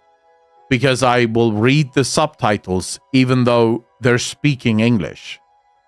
And I will just continuously read the subtitles until the next subtitles. So I don't... If it's there, I can't focus on the movie. I'm focusing on the subtitles. And if I'm looking at the movie, I'm annoyed because my eyes want to be looking at the subtitles. So I just stay away from subtitles. Language, reading English subtitles, translating to VG. Squid Game Season 1 is great. Season 2 lost me. It's going to be a big thing. Still think someone is going to adapt. Elric of Malnabon? Who the hell's that?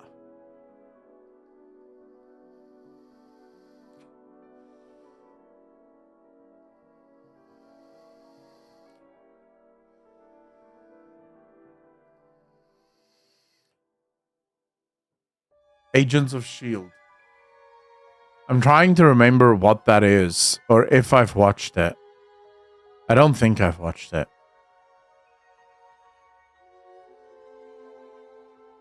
I highly doubt that I've watched that. The Witcher copied from it? Oh. Interesting. Maybe that does turn into something. I mean, the gaming industry has already run out of ideas. They're poised to get a good idea at some point, at least hopefully. You know? Theme of secret agents turning to superheroes. Agents of S.H.I.E.L.D. was fun for a few seasons after I fell off a cliff. I'll give it a go. I'll give it a watch. But now I'm finishing the Marvel Universe. I'm on Thor Ragnarok. And I know a lot of people complain about Thor Ragnarok. They feel like Thor got bad in Thor Ragnarok. But I don't agree with that. I actually think Thor was still pretty cool in Thor Ragnarok. He gets shit off to this. Then he gets really bad. Then went to Agents of S.H.I.E.L.D. Nice. Ragnarok is infinitely better than Love and Thunder. I haven't watched Love and Thunder, so I don't know if I'm gonna watch Love and Thunder, if I'm honest. I'm probably just gonna skip that shit. Because I've only heard bad things of Love and Thunder. But we'll see. Anyways, ladies and gentlemen, I'm gonna go get some food. I'm gonna go watch, or continue to watch Thor Ragnarok. As I said, I'll be back tomorrow, hopefully. It all depends on how much work I have, how many videos there is to make. Today, you're still poised to get 4 new videos on the channel. So good luck with that. There's 8 videos in total. Actually, there's 3 videos left for the day. So please go watch that. You know, thanks for the support and all the rest of it. But yeah, ladies and gentlemen, thank you so much for hanging out with me. Thank you so much for spending your time with me. I hope you had tons of fun. I know I did. Really appreciate all of you for being here. As always, ladies and gentlemen, be good to each other. Be kind to each other. And I shall see all of you in the next one. Peace.